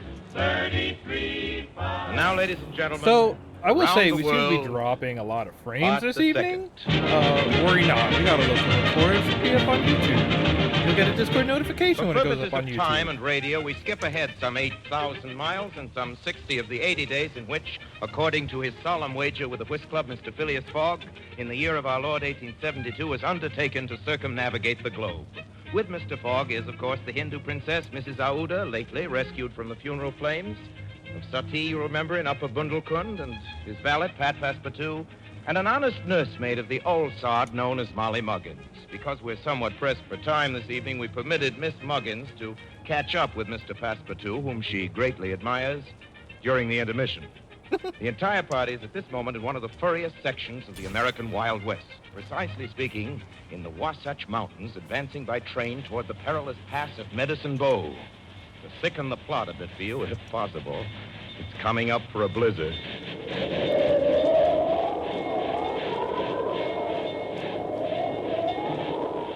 You, sir. You are the train conductor? I'm Jake. Jake, the engineer. Bridge over the pass is gone, or almost gone. We're going to have to spend the night here. Cannot the river be crossed in a boat? Raining too hard, snowing too bad, blizzard too awful, creeks all swole up like a horse with a green apple colic. Be that as it may, I suggest that we pass over the bridge first. Over the bridge? And I'm willing to pay double fare for every soul on board this train if you, sir, Mr. Engineer, will undertake to transit. On the bridge? On the bridge. With our train? With our train. But the bridge threatens to fall. Yeah, the brave thing won't hold. It won't hold. She's a tearing and a tottering right now. I believe that by rushing the train over at its maximum of speed, we'll have some chance of passing. What is your estimate? Oh, 50-50. 50-50, an excellent risk. Let us proceed. He just wants to throw money around. Onward, onward, onward, ever onward. Fogg's train hurtles toward the rickety bridge, spanning the awesome gorge at Medicine Bow. Now, Jake, the engineer, as it may already have been ascertained, is nothing more than another aspect of the protean Mr. Fix. Fix of the thousand faces. Dick Fix, the copper's knock, still dogging Fogg's footsteps around the world. since your obedient servant is portraying this unsavory character, imagine yourself in the red-hot cabin of the engine, thundering towards the pass. The salmon-pink mustachios and red nose are those of Jake the engineer, but the thoughts are the black thoughts of Fix, the copper's knock. old double-dealing Dick himself. It's my game to slow up Fogg until the warrant comes from London, so as I could get me the reward by pinning my crimes on him. But now he's forcing me to cross this bleeding bridge, and after what I did to it, I doubt if I can.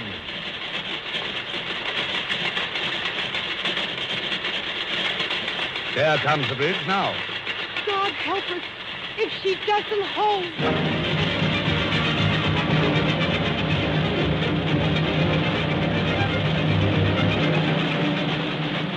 They're crossing it now. And we're crossing it. She's a teetering and a tottering. There goes the bridge.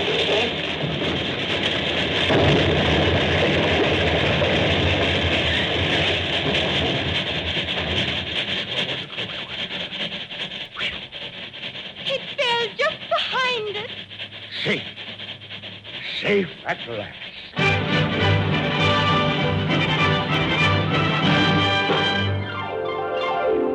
Now the scene changes to England, the city of Liverpool, some 3 short weeks later.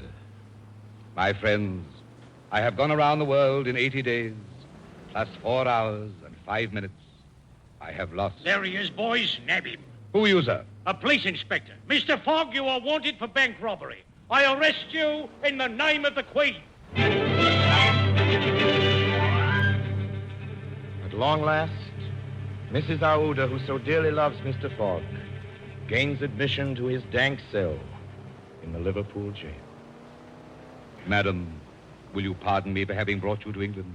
I, Mr. Fogg? Please be kind enough to allow me to finish. When I rescued you, I was rich and counted on placing a portion of my fortune at your disposal. But now, I'm ruined. However, I ask your permission to dispose of the little I have left in your favor. Thank you for calling, and goodbye. Mr. Fogg, do you wish at once a relative and a friend? Will you have me for your wife? Aouda. Ouda. Phileas. Sorry. I'm a minister of the Church of England. We expect to be married. Married? Ask the Reverend to step round here tomorrow. Tomorrow? Tomorrow, Monday. Tomorrow is Sunday. Nonsense. That's right, Phileas. Today is Saturday. I've made my first miscalculation. If today is Saturday, my friends are waiting for me in the London Whist Club. And you've just got 3 hours and 10 minutes left. 3 hours, 9 minutes, and 35 seconds.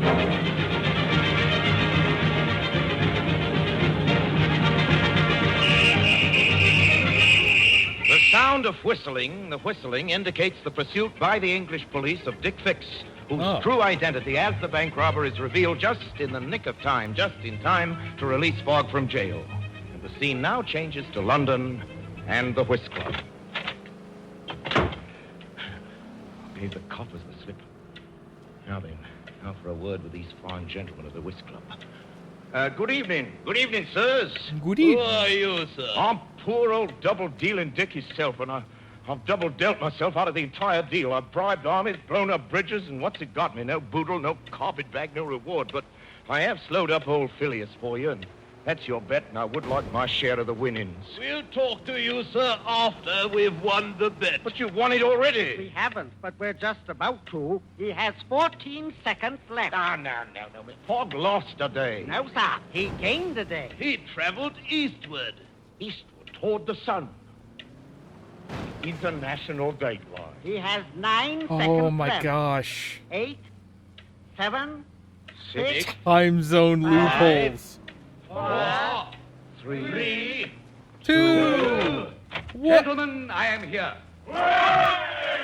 Fogg!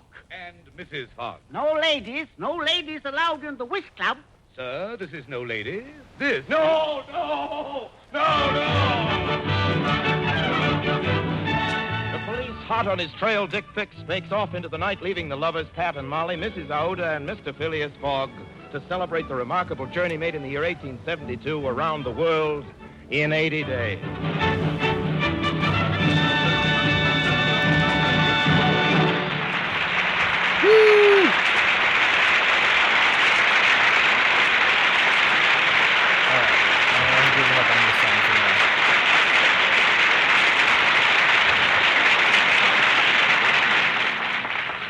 Wells will be back in just a few seconds to tell you about next week's production of the Mercury Summer Theater. But first, the makers of Pabst Blue Ribbon wish to remind you that though you may not be able always to get Pabst Blue Ribbon beer every time you want it in these days of grain restrictions, it is well worth your while to keep asking. For every bottle you do get will continue that's to the thing. live The up to game its here is name. not the point. There will be no cutting of corners, no lowering of standards of flavor or goodness, no compromise with quality. I didn't see a sign. This truly great beer will be, as always, the happy blending of never less than 33 fine brews. As always, blended splendid Pabst Blue Ribbon. Now, here is What is Orson it? Welles. If it's... Next week, ladies and Oh, is it gentlemen, really almost 8 o'clock? we take our tongue almost entirely out of our cheeks and bring you a great romance, a really great romance, and an old favorite of ours, The Count of Monte Cristo. At the same time next week, same station. It seems really disingenuous Until to then, call speaking that for my a sponsors, romance, but the makers of okay. Pabst Blue Ribbon beer, and all of us in the Mercury Theater, I remain, as always, obediently yours.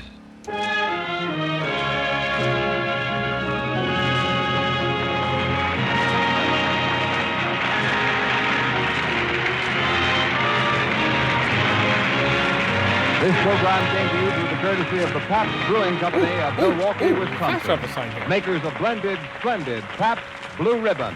Oh, okay.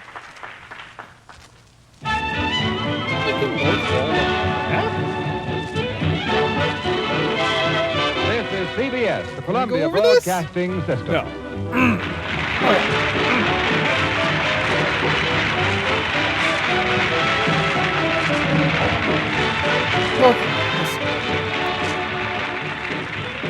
Kind of wish I could. Well, I mean, I can kind of get out of the car and look around using drone mode. Ugh. What do we got? We're up here. I can cut in here maybe to get this fast travel sign. Okay. Oh, it's time for Moby Dick. This is Orson Welles, your producer of a special series of broadcasts presented by the makers of Pabst Blue Ribbon, the Mercury Summer Theater of the Air. Oh, this one sounds a lot better. Tonight and every Friday night, Pabst Blue Ribbon presents you with a front row seat in America's favorite summer theater. And now, before America's famous producer, writer, director, Orson Welles brings you tonight's performance, having trouble with my so that our story may move without interruption, allow me to tell you that our sponsors have kindly omitted their usual commercial message at the halftime. So right now, before we get started, here are some thoughts on the subject of the Labor Day weekend. And very important thoughts they are, too, for they concern blended, splendid Pabst Blue Ribbon. Yeah, okay. Let other folks journey to highways and byways looking for excitement this weekend. Let others enjoy active sports. Yours truly, Brother Wallington, is going to park himself right on the porch with a nice, easy book and a convenient supply of blended, splendid Pabst Blue Ribbon. Blended, That's splendid. what I call really resting. The old No, body can't in get a up prone there. position on Okay, a comfortable so glider or porch chair. find the other end of The this. good right hand resting around a cool foam-capped glass of those never less than 33 fine brews. Yes, sirree, that's the life. Enjoying that perfect Pabst Blue Ribbon flavor. Not too heavy, not too light, but clean, fresh, sparkling with the real beer flavor coming through just the way you like it. Remember, if your dealer can't Same always beer supply all you'd flavor like, it is. it's worthwhile What is to the keep flavor on of asking beer? for blended, splendid Pabst Blue Ribbon. Tastes like beer is not a positive to me. Tonight's broadcast was originally prepared for an album for the Decca record people by a Mercury actor and a very talented writer, Mr. Brainerd Duffield. The album was made by the Decca people. Mr. No, Charles because the pie Lawton flavor, Monroe. like we know, apple pie, We bring raspberry it to you on the pie, air for the first time. key lime pie. Mr. Duffield's version, Mercury production of certainly the greatest novel ever written in America, Herman Melville's immortal Moby Dick.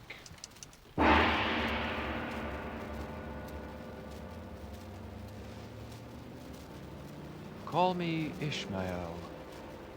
Some years ago, never mind how long, I put down for a whaling voyage to sail about and see the watery part of the world.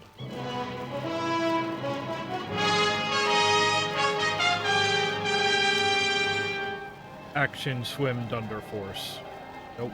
When on that winter's night the Pequod thrust her vindictive bows into the cold, malicious waves, a black evil magic shivered in the air. A heathen crew that had small touch of human mothers in them, and housed in his cabin there sat brooding a madman captain that no man aboard had ever seen. A madman with a stick of whalebone for a leg. Heard of that guy.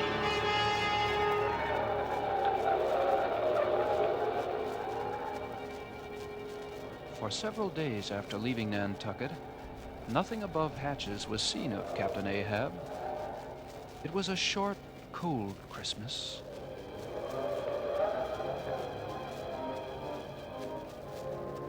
And when darkness came, sky and sea split with thunder and blazed with the lightning. Then suddenly, I looked to the taffrail. And there, upon his quarterdeck, stood Captain Ahab. Mr. Starbuck? Aye, Captain. All hands are here. Thank you, Mr. Starbuck. You hear me there, men? Aye, What do you Oh. do when you see a whale, men? Sing out for him. Sing out, Captain. He sing out loud. Sing out for him, then, do you? And what do you do next, men? away and after it. Aye, that's right, Captain. And what tune is it you pull to, men? A dead whale or a stone Aye, that's the tune, my boys. All ye mastheaders, have any of you for now heard me give orders concerning a white whale? Look, Is everyone good? see this Spanish ounce of gold? I could not hear over Drain. Let me rewind that a bit. And when darkness came, sky and sea split with thunder and blazed with the lightning. Then suddenly, I looked to the taffrail. And there, upon his quarterdeck, stood Captain Ahab. Mr. Starbuck? Aye, Captain. All hands are here. Thank you, Mr. Starbuck. I'm beached. You hear me there, men? Aye. What do you do when you see a whale, men? Sing out for him. Sing out, Captain. He sing out loud. Sing out for him, then, do you? And what do you do next, men? away and after it. Aye, that's right, Captain. And what tune is it you pull to, men? A dead whale or a stone boat? Aye, that's the tune, my boys. All ye mastheaders, have any of you for now heard me give orders concerning a white whale? Look, you see this Spanish ounce of gold? A $16 gold piece, men? Do you see it? Aye, I see Hand it. me on top, oh, Mr. Starbuck. I'll fix this gold piece to the mast. And whosoever of you raises me a white-headed whale with a wrinkled brow and a crooked jaw, whosoever of you raises me that same white whale shall have this gold ounce. Skin your eyes for him, boys. Look sharp for white water. If he but see a bubble, sing out! Captain Ahab. Be that the whale some call Moby Dick? Moby Dick. You know the white whale, then? Does he fantail a little curious, sir, afore he goes down? And a curious spout, too, Captain? Have he 1, 2, 3 good many iron in he high, too, Captain? Aye. Aye, the harpoons lie all twisted and wrenched in him. Aye, his spout's a big one, like a whole shock of wheat, as white as Nantucket wool. And he fantails like a split jib in a squall. Death and devil's men, it is Moby Dick you've seen. Moby Dick. Captain Ahab. Yes, Mr. Starbuck. I, too, have heard of Moby Dick. But was it he took off your leg? Who told you that? Aye, Starbuck. It was Moby Dick that masted me. Moby Dick that brought me this dead stump I stand on now.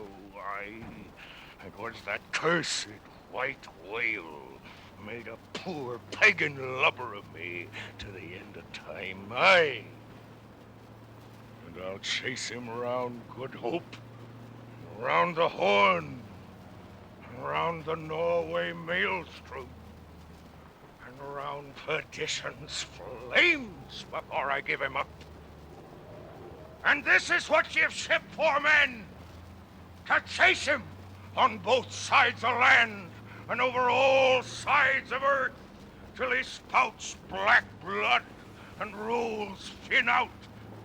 What say ye, men? I think ye to look brave. Aye, aye. God hunt us all if we hunt not. Moby Dick to his death.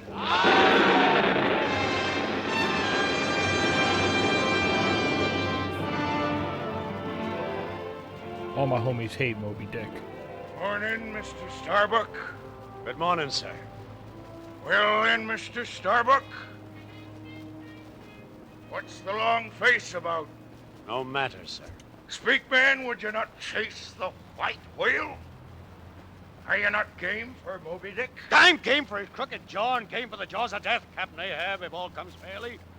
But I come here to hunt whales, not my commander's vengeance. How many barrels will your vengeance fetch in the Nantucket market, Captain Come Ahab? closer, Starbuck. Money's not the measure, my lad.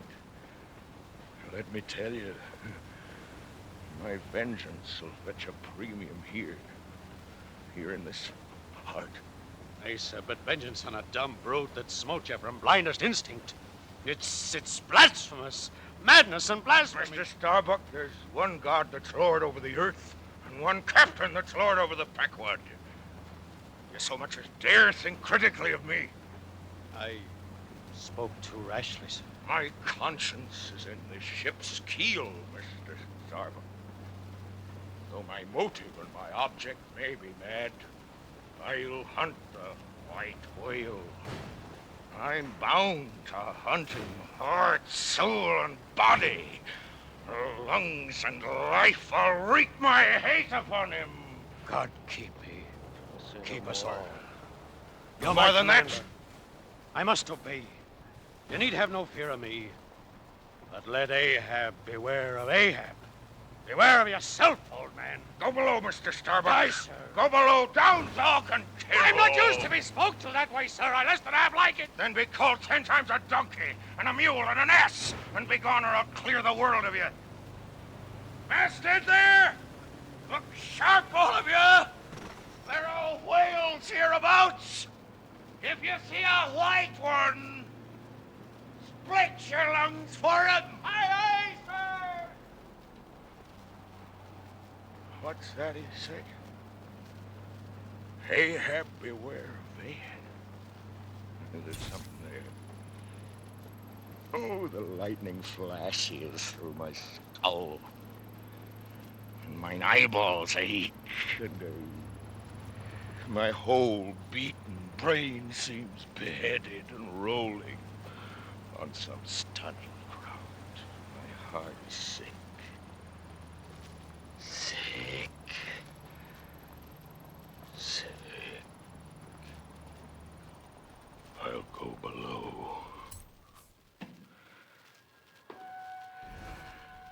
It's like going down into a tomb for an old captain to descend this narrow scuttle down to his grave dug bed. I seek my nightly grave to sleep between shrouds.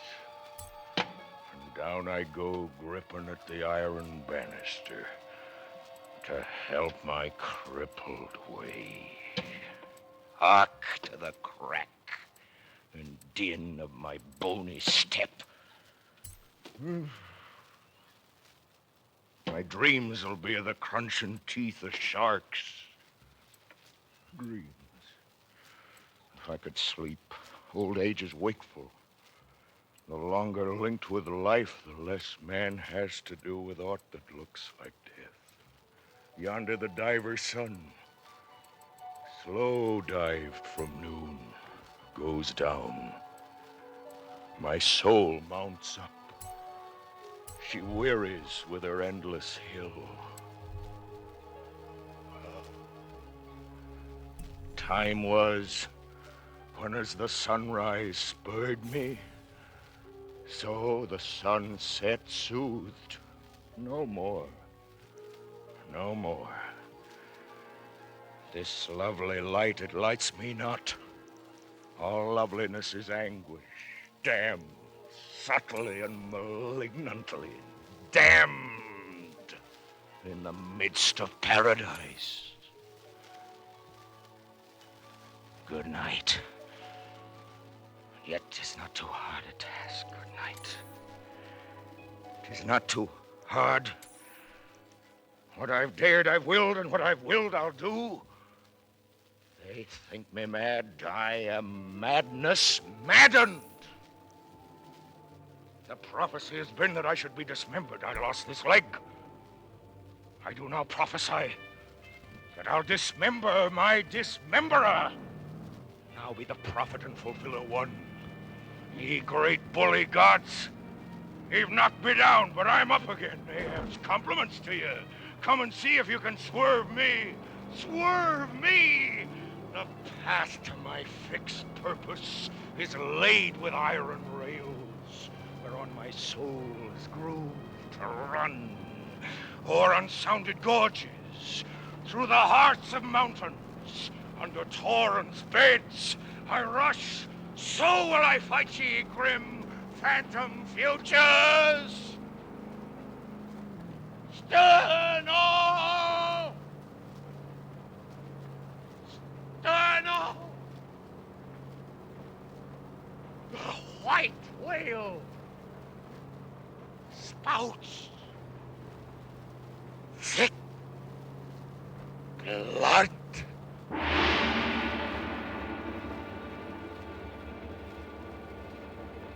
I, Ishmael, was one of those aboard the Pequod. Oh, God, to sail with such a heathen crew. Your true whale hunter is as much a savage as any cannibal, but the harpooners aboard the Pequod were savages indeed. Tashtego, the blood-skinned Iroquois, Queequeg, a tattooed island aboriginal, and Great Dagu, a giant coal-black African.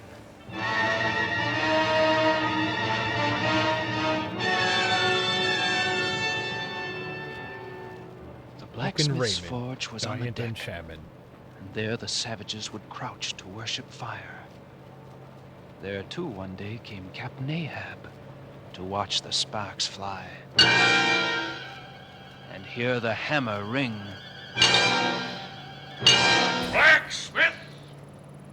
I suppose you can smooth most any seams and dents, no matter how hard the metal? Aye, sir, I think I can. Can ye smooth out a seam like this one upon my brow?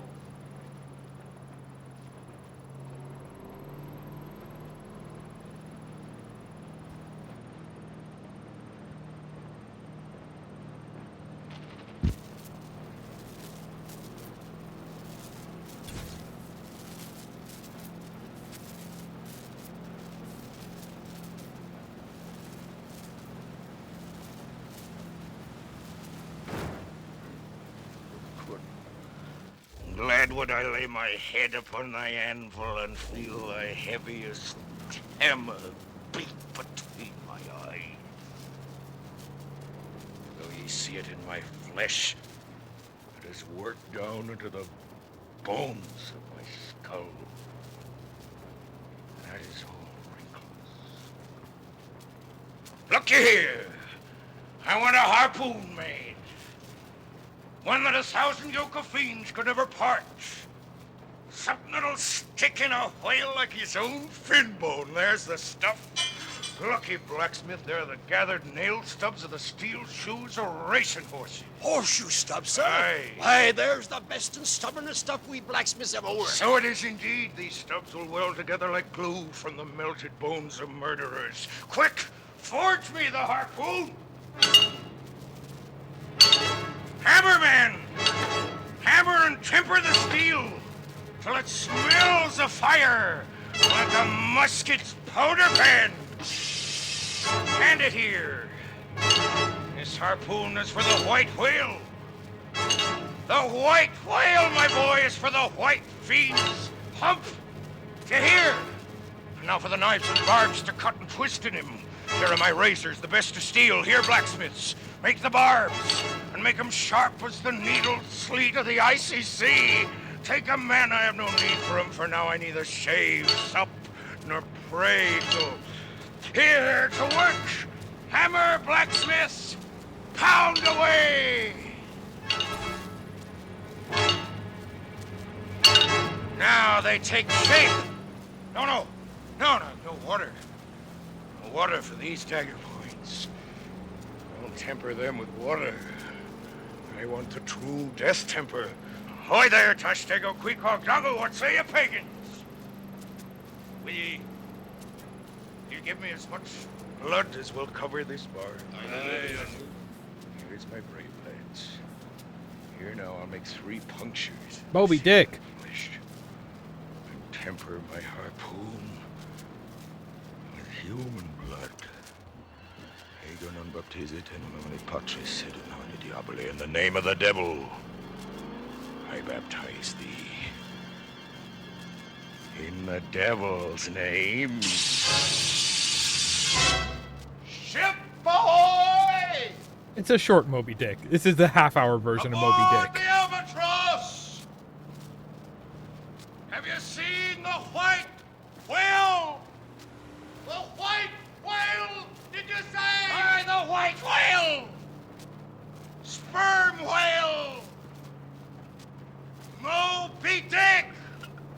Beware of him!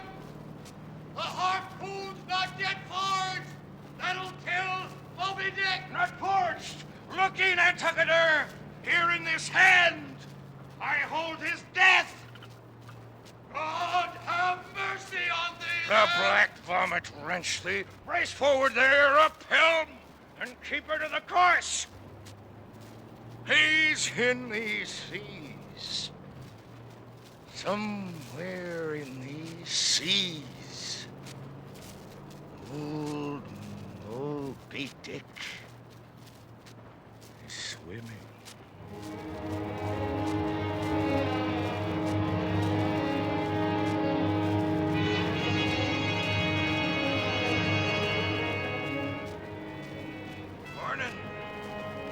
Morning, Mr. Starbuck. Morning, sir. It's a mild wind and a mild-looking sky. Indeed it is, sir.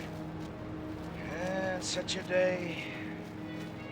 Very much such a sweetness as this, Mr. Starbuck. I struck my first whale, a boy harpooner of 18, 40 years ago. 40 years on the pitiless sea. And of these 40 years, I've not spent 3 ashore. 40 years. 40 years I've fed on dry salt fare when the poorest landsman had fresh fruit to his daily hand. Away, whole oceans away from the girl wife that I wedded. The girl wife. I widowed that poor girl when I married her, Starbuck. Oh, what a 40 years fool as they have been. That's my understanding. Do I yeah. look old? So very old, Mr. Starbuck. I feel deadly faint. Bowed and humped. As though I were Adam staggering beneath the piled-up centuries since paradise. Stand close to me, Starbuck, and let me look into a human eye. Human eye. This is the magic glass, man. I see a green land. I see my wife and child. I see them in thine eyes. Captain, let's leave these deadly waters. Let's sail home. Think how joyously we'd bowl our way to old Nantucket Harbor. Harbor, I home is pitiful, and in the harbor there's safety, comfort, hearthstone, warm blankets, friends, and all that's kind to our mortalities. It's a mild wind to carry us home, and the air smells now as if it blew from a faraway meadow. They've been making hay on the slopes of the Andes, Starbuck. And the mowers are sleeping. Captain Ahab, sir, shall I give the orders? Shall I tell him to put about, to sail for home? Home.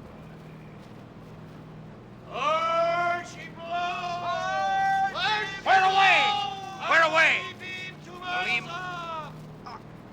I see him. A hump. Like a snow hill. It's Moby Dick. Reef the fore and main topsails. Stand by to lower away. Oh, Moby Dick. I clutched thy heart at last.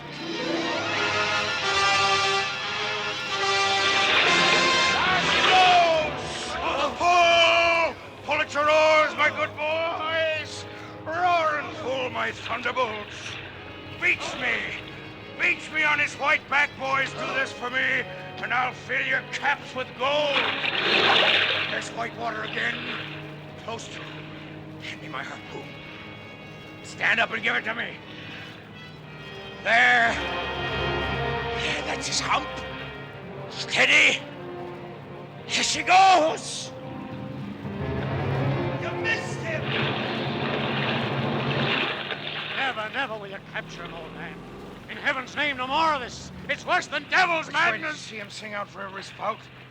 We spout 10 times a second. There she blows! Where to? Straight to lure! Lay me on, boys! Pull my hearties! See that white water? I shall go staring mad! Pull, waves! Pull and keep pulling! Burst your livers in your lungs! We're coming up. Steady. Steady, boys, help me. Stand the harpoon now. The eternal sap is running in old Ahab's arm. I'll try again. You got him! Here we go!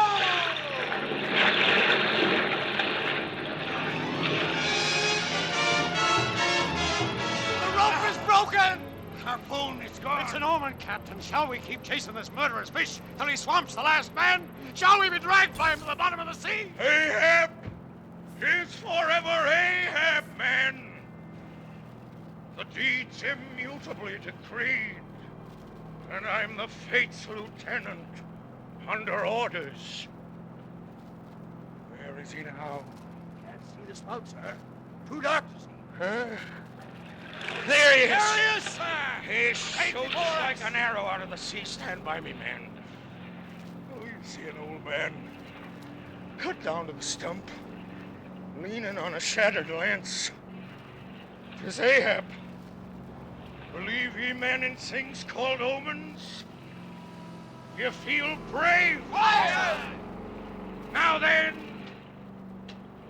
crack your backbones and bite your knives in two. Last of the sea's alive with sharks. They crowd our wake like boats. Forehead to forehead. I meet you this time, Moby Dick. Steer for the open jaw, my boys. I grin at you. I grin at you, you grinning whale. Ah, you sweet powers of air.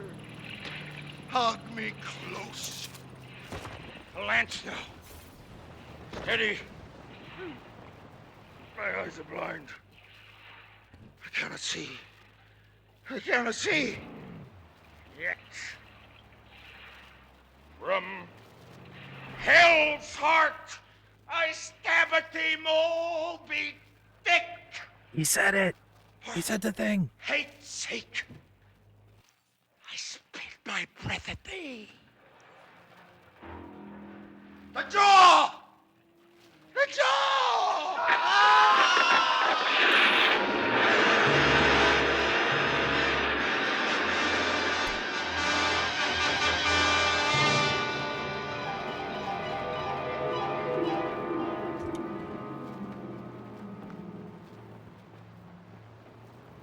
Drama is done. The Pequod, all her crew and captain drowned. And only I, Ishmael, escaped to tell this tale. Oh, Ahab, my captain, noble soul, still do you move before me in all your majesty. Up from the spray of your ocean perishing, into the unbodied air.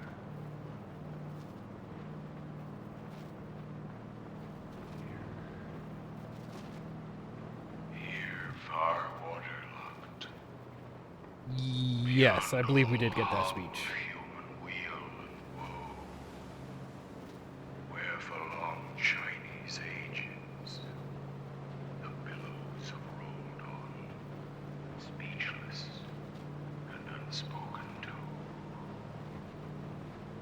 is now my most familiar home.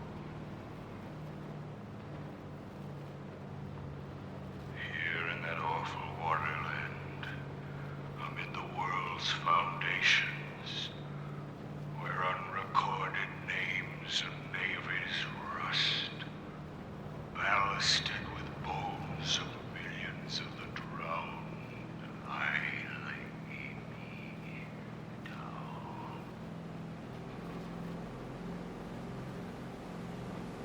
Oh, I've seen enough to split the planets and make Abraham yet not one syllable is mine. Oh, hail, great Moby Dick, most mighty, broad baronial tyrant of the sea. Thou art my conqueror. Thy throne is here, in these unvirgined seas. Oh, lonely death, on lonely life, and this great shroud, the sea, rolls on as it has rolled 5,000 years ago.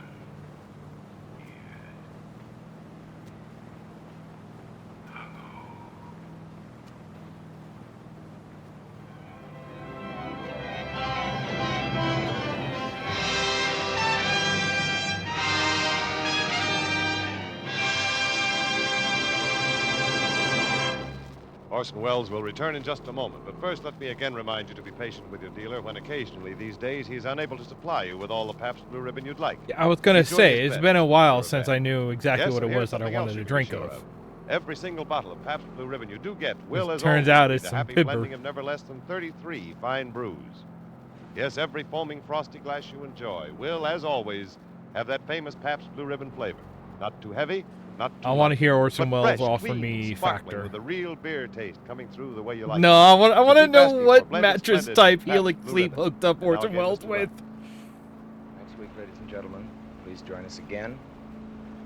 Our offering will be John Galsworthy's great love story, The Apple Tree. This is CBS, the Columbia Broadcasting System. I was working on it. I'm just slower because I'm driving. Oh, this is... I was at this one before. I think it's on the roof. Oh, I believe we only have one left for this evening's Good selection. evening. This is Orson Welles. Yes, we do. Your It's producer Jane of a Eyre. special series of broadcasts I want to presented hear by the the makers 30-minute of Pabst version of Blue Jane Ribbon. Eyre. The Mercury Summer Theater of the Air. Like, I'm loving all of these, like, 30-minute Tonight and versions, every because it's Friday like... night, Pabst Blue Ribbon presents you with a front row seat. When in somebody one of the asks greatest me plays to ever produced. explain the plot of So something by while memory, Orson Welles this entertains you, is about what I pour come up with. yourself a tall, frosted glass of Pabst Blue Ribbon and enjoy at the same time great theater and this truly great beer. Ladies and gentlemen, tonight we bring you a tale of dark secrets and of a dark and secret love, an English classic, a standard work, too, in our Mercury repertory, with a special score composed and conducted by that pillar of the Mercury, Mr. Bernard Herrmann, with your obedient servant as the strange master of Thornfield Hall, And Miss Alice Frost in the title role of Jane Eyre.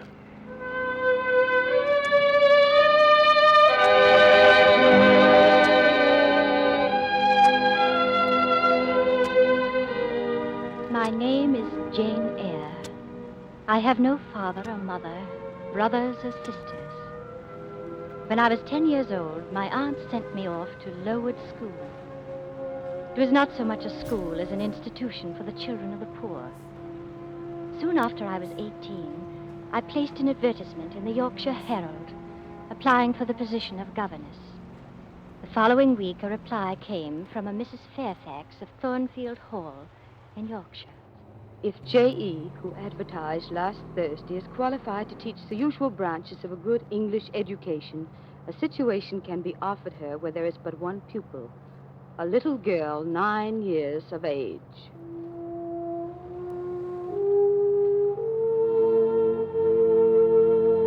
Three days later, I left Lowood School, and that evening, I was at Thornfield Hall.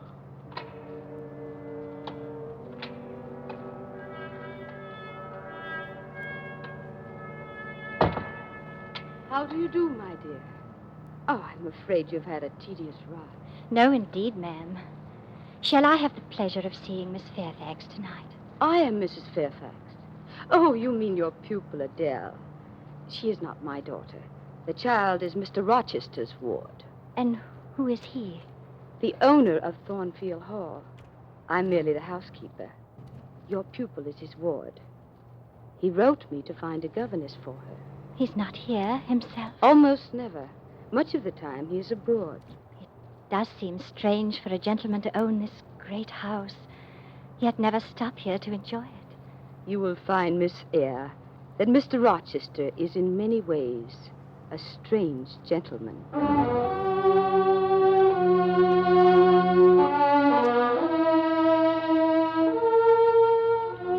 I slept smooth and soundly that night in my new home. Once I woke and heard a clock strike.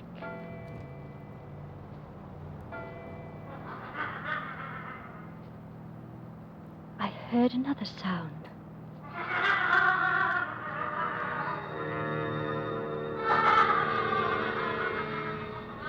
It seemed to me that somewhere in the house I heard a low, mirthless laugh. Hog is laughing.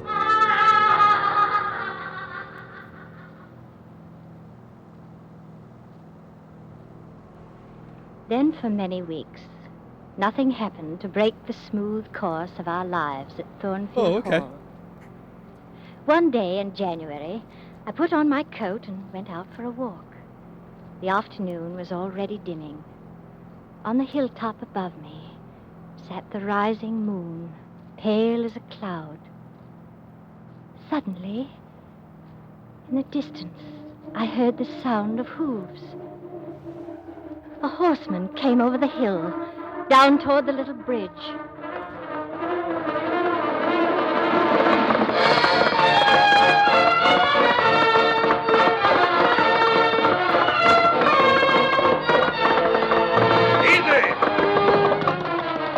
Easy there!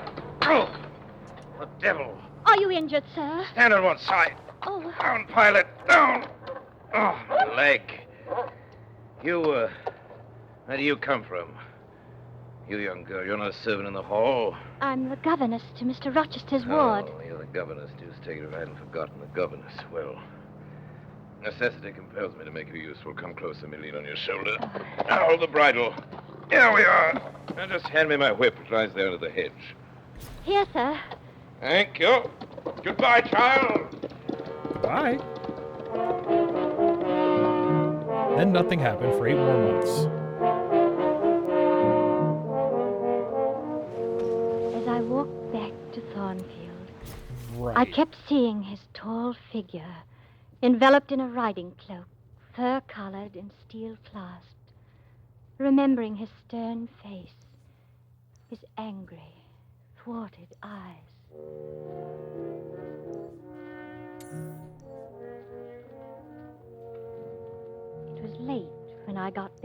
hall.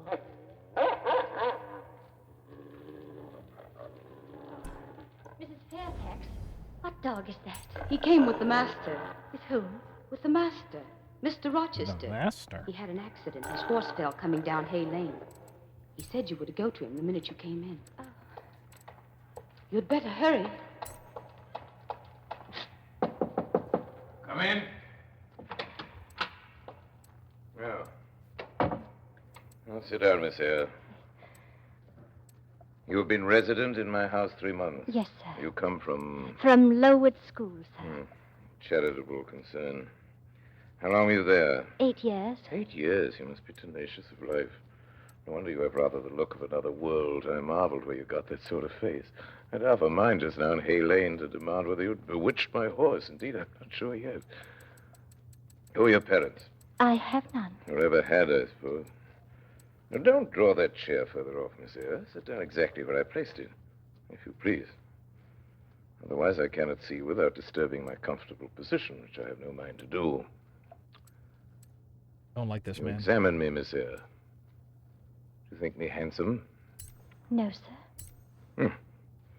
And what faults do you find with me, pray? Does my forehead not please you? Does it look as if I were a fool?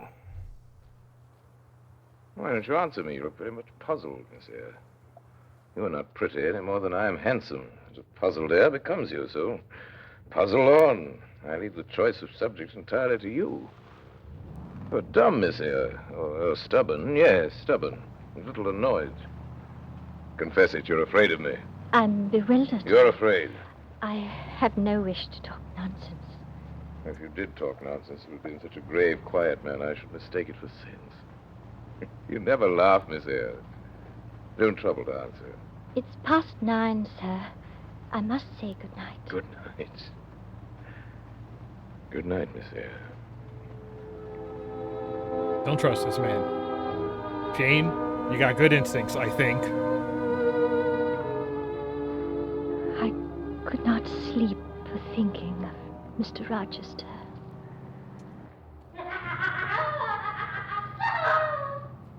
I lay there listening. Someone's torturing one of those screaming rubber chickens. Then it seemed my door was touched, as if fingers were groping their way along the panels in the dark gallery outside. Who's there? Who is it?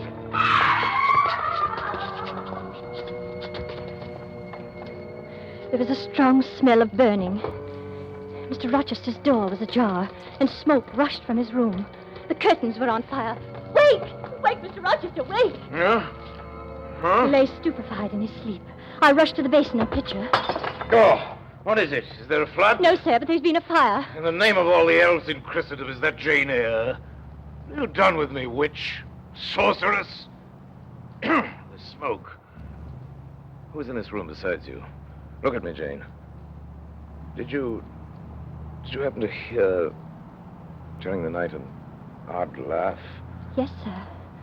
I thought perhaps one of the servants... Just so, one of the servants. You've guessed it. Jane, you're no talking fool. Say nothing about it.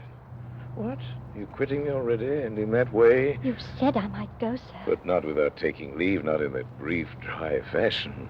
You saved my life, at least. Shake hands. You saved my life, Jane. I knew you'd do me some good in some way. Sometime.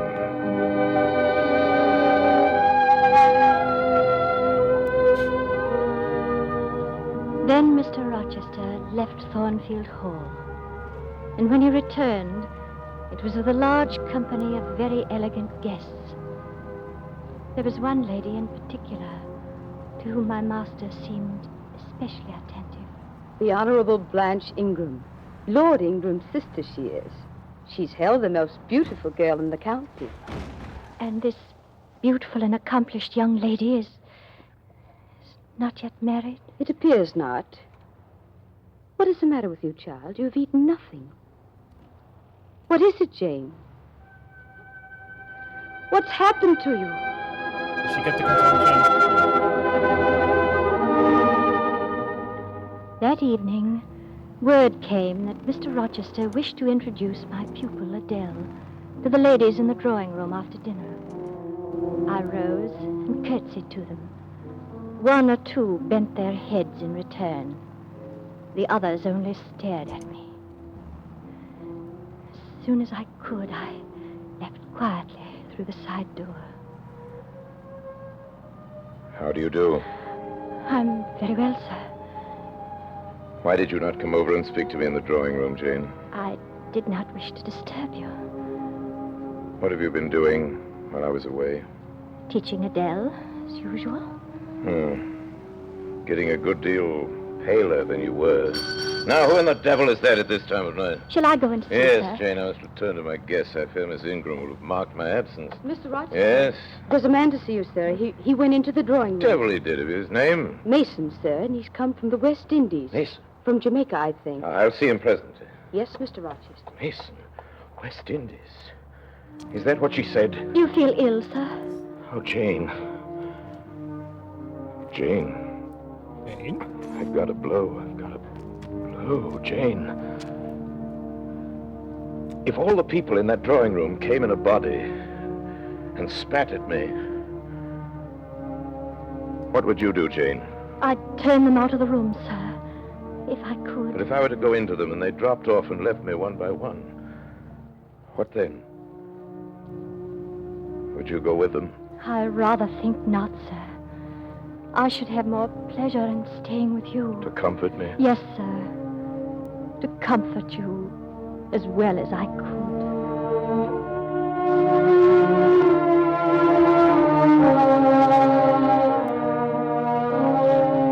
You pay her, my guy. Much later that night, I wakened suddenly. Jane!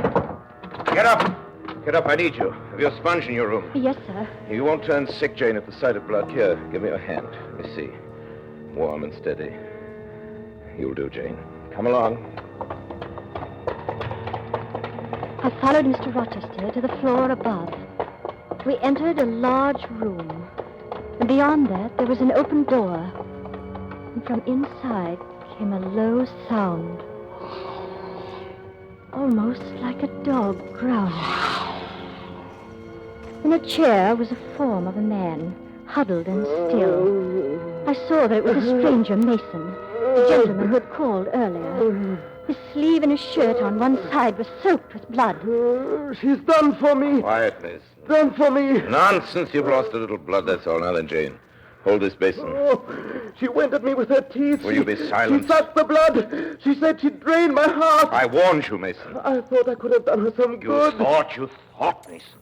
Get up. You must be out of the house before morning. Let her be taken care of. Let her be treated as tenderly as may be. I do my best, Mason. And have done my best. And will do it. Never fear. Yet. Would to God. Mason's sister a werehorse or something?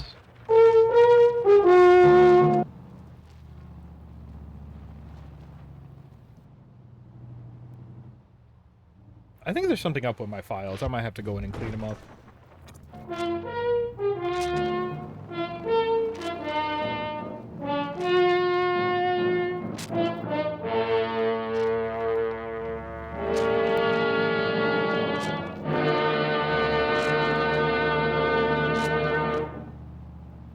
You're listening, ladies and gentlemen, to the Mercury Theater's radio production of the great English classic, Jane Eyre. And now, before we go on with part the second, here is Ken Roberts, alert and ready to speak a few lines about another masterpiece, another classic, blended, splendid, Pabst Blue Ribbon.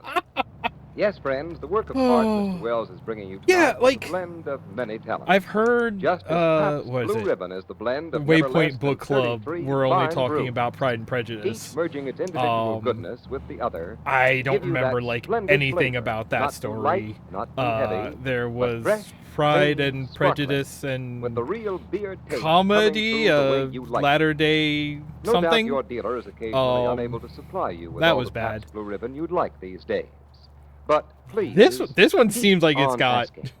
For every single bottle you some do sort of get violence will live up to the mystery. same high standards of quality and taste. Yes, every bottle will be, as always, blended, splendid, Pabst Blue Ribbon. Oh, I'm gonna have to Orson Welles play. continues with Jane Eyre. Figure out how to play Burnout Paradise one of these streams, huh? How am I supposed to get up there?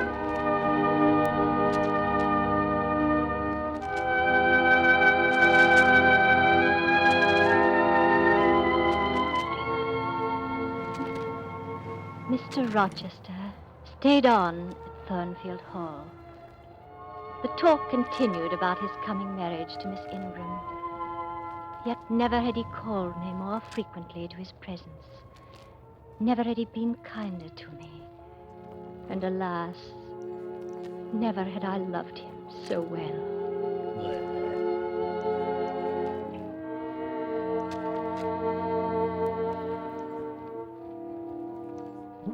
It was a midsummer eve. I went down into the orchard.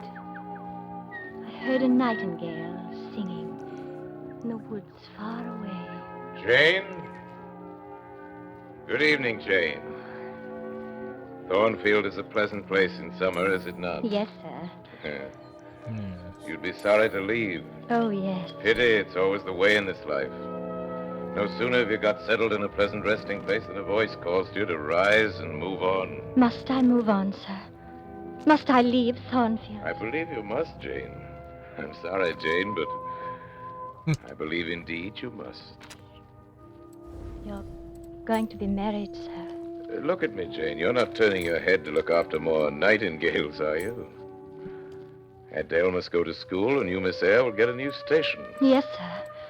I will advertise immediately. I've heard of a place that I think will suit, a place in Connaught Island. It's a long way off, sir. A long way off from what, Jane? Oh, from England, from Thornfield, and Well, from you, sir. it is to be sure, it is. A long way off. We've been good friends, Jane, have we not?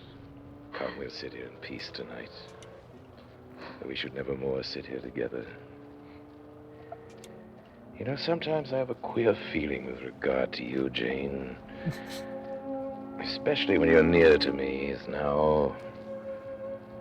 It's as if I had a string somewhere under my left ribs, tightly and inextricably knotted to a similar string situated on the corresponding corner of your little frame.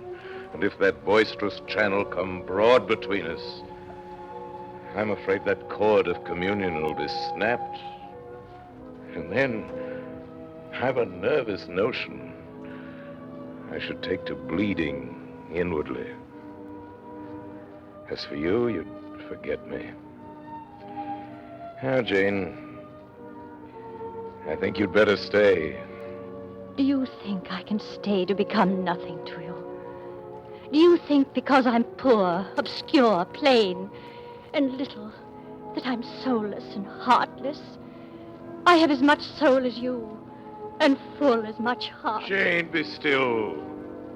I offer you my hand, my heart, and a share of all my possessions. Don't mock me. I ask you to pass through life at my side, to be my wife. It's you only I intend to marry. Come, Jane. Come here.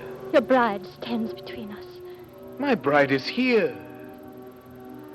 You strange, you almost unearthly thing.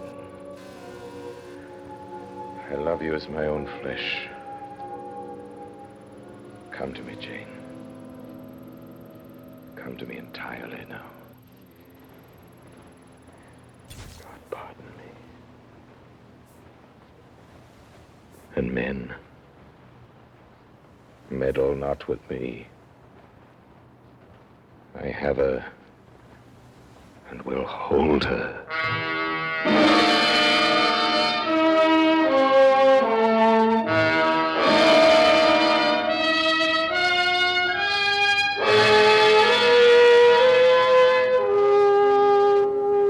Is he gonna feed her to his sister dog or whatever?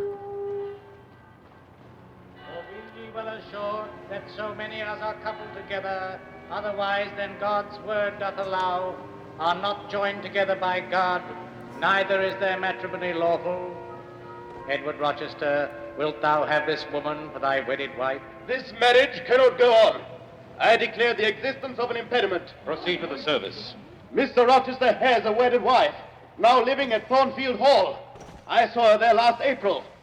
I am her brother. What this man here says is true. Bigamy is an ugly word, yet that is what I meant to be. A bigamist. I dare say you've heard gossip about the mysterious lunatic kept under watch and ward. I now inform you that she is my wife, Bertha Mason, whom I married 15 years ago in Spanish Town, Jamaica. Bertha Mason is insane. You may see for yourself, if you wish, what sort of being I was cheated into marrying. And judge whether or not I had a right to break the compact and seek happiness with this girl I love. Well, I failed. Take the coach back to Thornfield. Not be wanted today. To the right about every one of you. Away with your congratulations. Who wants them? They're 15 years too late. First wife is crazy. You want a piece of me too? Come on, bring it.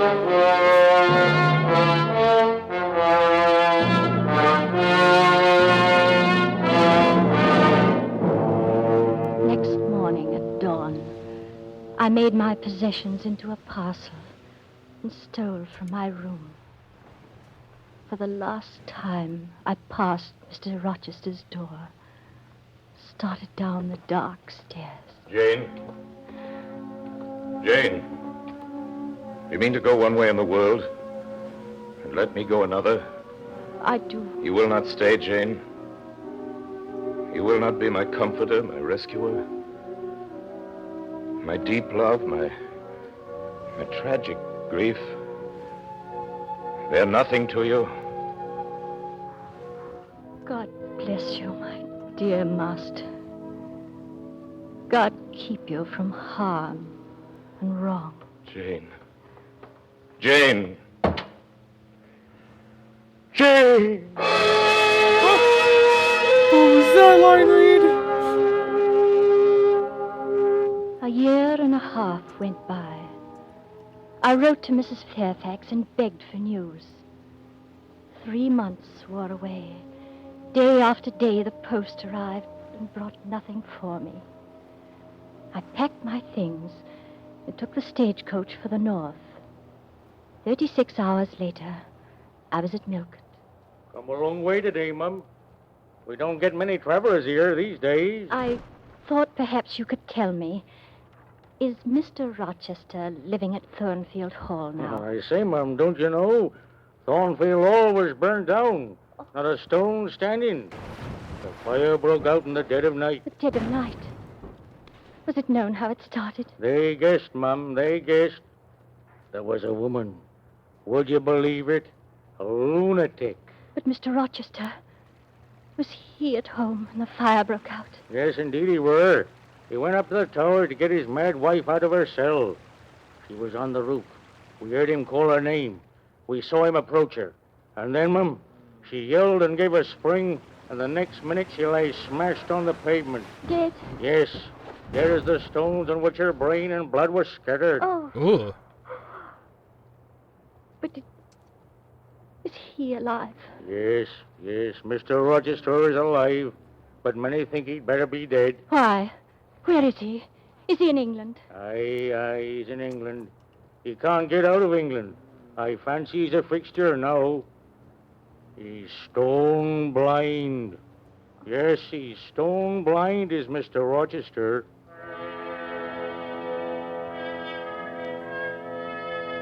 I found him in a small manor house nearby. A neglected handful of fire burned low in the grate. And leaning over it with his head supported against the high, old-fashioned mantelpiece stood Mr. Rochester. Or is that you, Mrs. Fairfax? Down, pilot. What's the matter? Down, sir. It is you, Mrs. Fairfax, is it not? Mrs. Fairfax is in the kitchen. Who is this? Answer me. Speak again. Your dog knows me. John and Mrs. Fairfax. Her very fingers. Her small, slight fingers.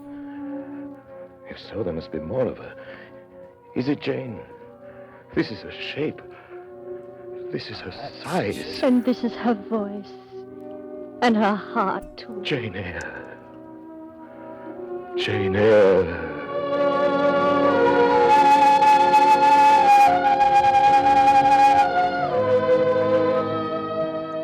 I've now been married 10 years.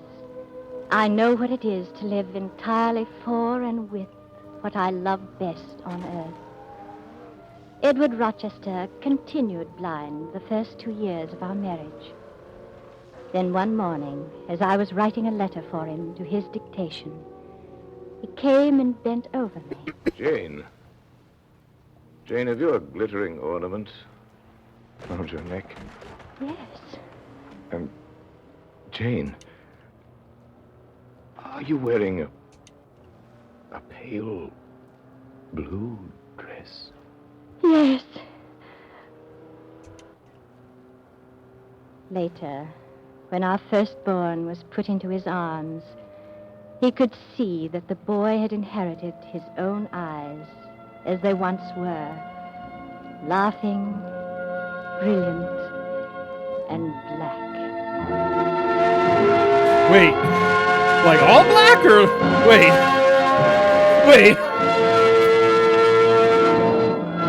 I feel like there's just enough wiggle room in these versions that like we Orson could be Welles will telling a back in different just a few story. seconds to tell you about next week's production of the Mercury Summer Theater.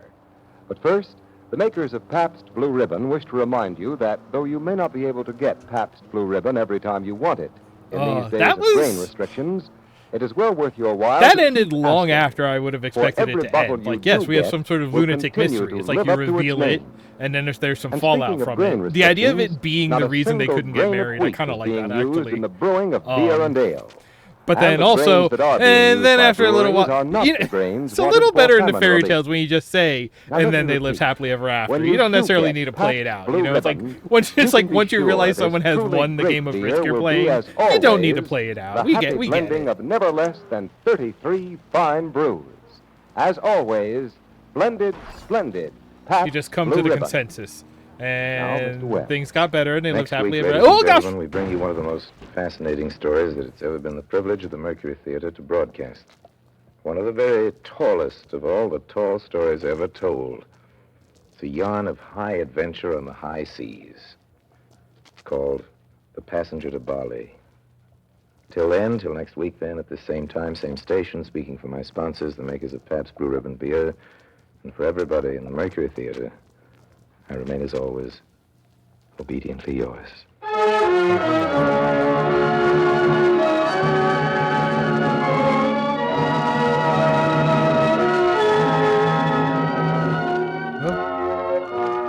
This program came to you through the courtesy of the Pabst Brewing Company of Milwaukee, Wisconsin, makers of blended, splendid Pabst Blue Ribbon.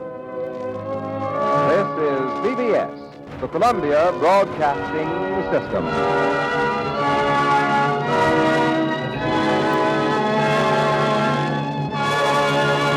Yay! Okay.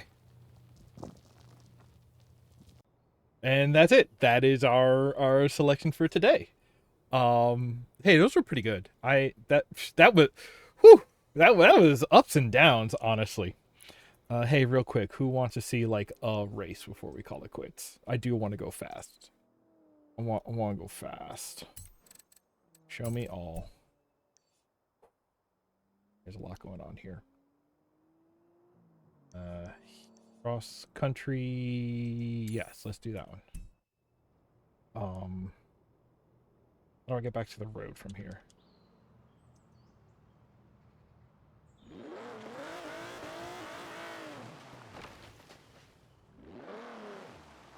I can probably bring game volume back up a bit. Bring it up a bit.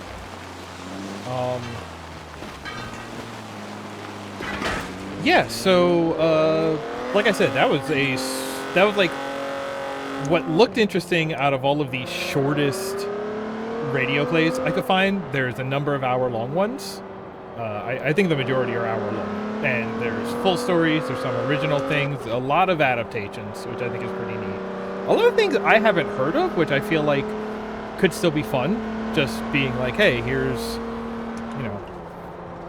something old that's new to you. Why not? Which, like, just going from, like, the tone of these bunch, like, some of them are fun, some of them are a bit more serious, but, like, there's something going on where even, like, the serious ones by modern sensibilities are kind of funny in their own sense, I guess. I don't know. When I think about... The more time goes on, the more my sort of concept of what makes up a, American classic, a British classic. Classic literature, I find questionable. Yes, The Man Who Was, whatever day that was. I also looked at that a little bit. There was one that I looked at on the list that was like a wholly original for radio production, but that one was called something that made me worry about the sensibilities of the content. It wasn't called Aragorn.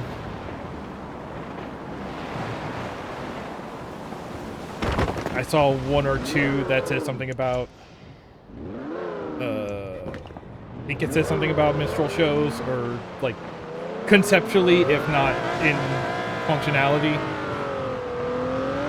I worry. That's all I'm saying. Some of these I worry about.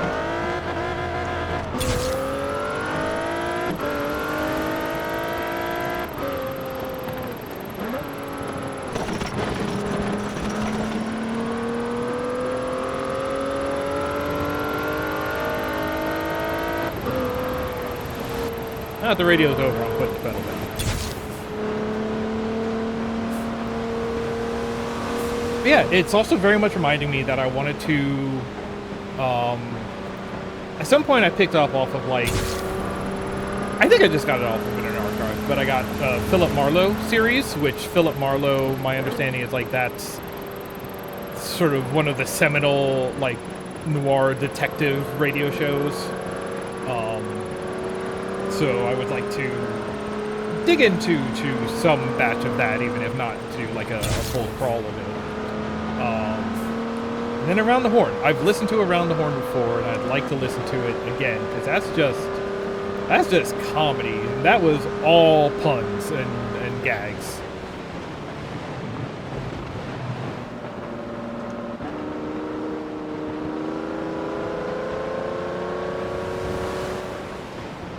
Alright, fam. Do one race, and let's call it a night. I cannot. I've gone so long just being calm about it, but I need to put my foot down. Off-road buggies. Okay, which buggy are we racing in? Got the Maverick. Got this bad Volkswagen. This is the one sort of in best. Yeah, let's do this one. That's sort of the one in best performance index.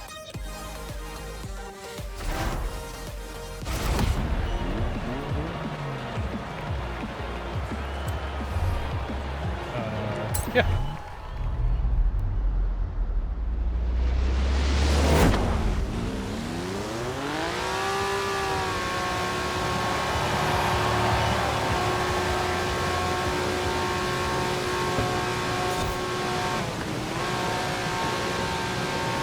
This thing might not have multiple gears. Excuse me. Uh-huh.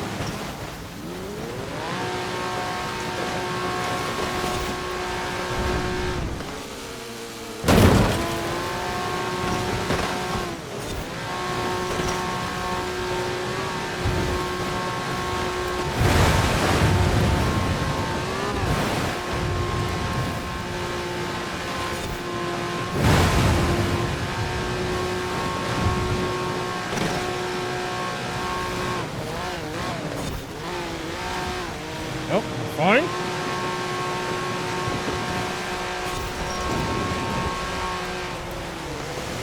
Yeah, I missed it.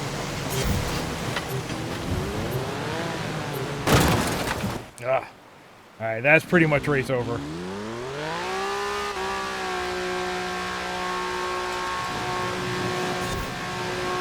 But we'll see, I might be able to catch up to the back of the pack at least.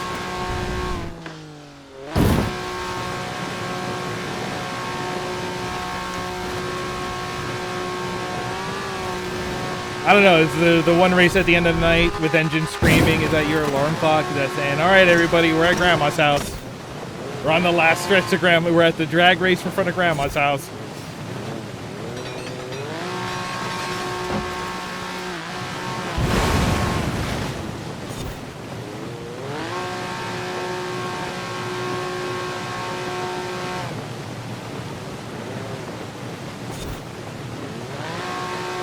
Okay, alright. Come on, they're right there. I can catch up. Probably.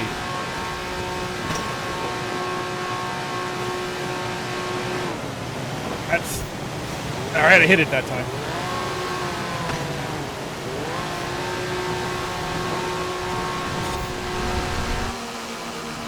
Oh, let me pass one person before we hit that finish line. Oh, come on. Oh, come on.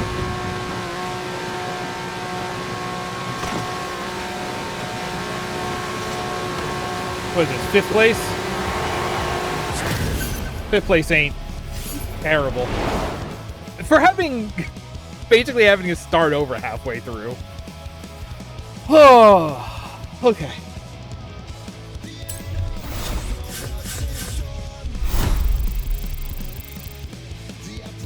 I bought that house while we were driving around, so I gotta make all that money back now. 750. Tired? 1,000. Oy. I read tired. I said tired. It's simply how it works. Okay. Yes, no, me too. We're going to... Boy, I don't have a good scene for this. Hey! Hey, everybody. Thank you for hanging out tonight. I'm gonna throw this in the chat because I don't have a good one. This has been hanging out, Highway Book Club. Next Wednesday, I believe is going to be an art stream because I'm a bit behind on doing work for Aloof. So come back next week for that. Joe does streams on Monday. We got and Tuesdays. Might be able to get a new Deep in the Weaves out on Monday. I'm gonna try and finish editing it tonight. We'll see how that goes. I updated the Discord a little bit. I turned it into a forum style chat zone. We'll see how that works out. Like I said, I'm gonna put the link where I pulled these from in there in case anybody else wants to go listen up, see what's there. It's also still gets notifications for when we go live on Twitch, for when stuff gets uploaded to YouTube. And also, as I have more news to share about Extra Life for this year, that'll go up on there because I am in the process of getting that worked out. Is there anything else to say? It's Patreon or coffee. Pick one and please throw me $1. I would love that. Thank you. Yeah, that's gonna do it. Thank you everybody for hanging out. I had a good time. I hope you did too. And until next time I see you, take care of one another. Have a good night, everybody.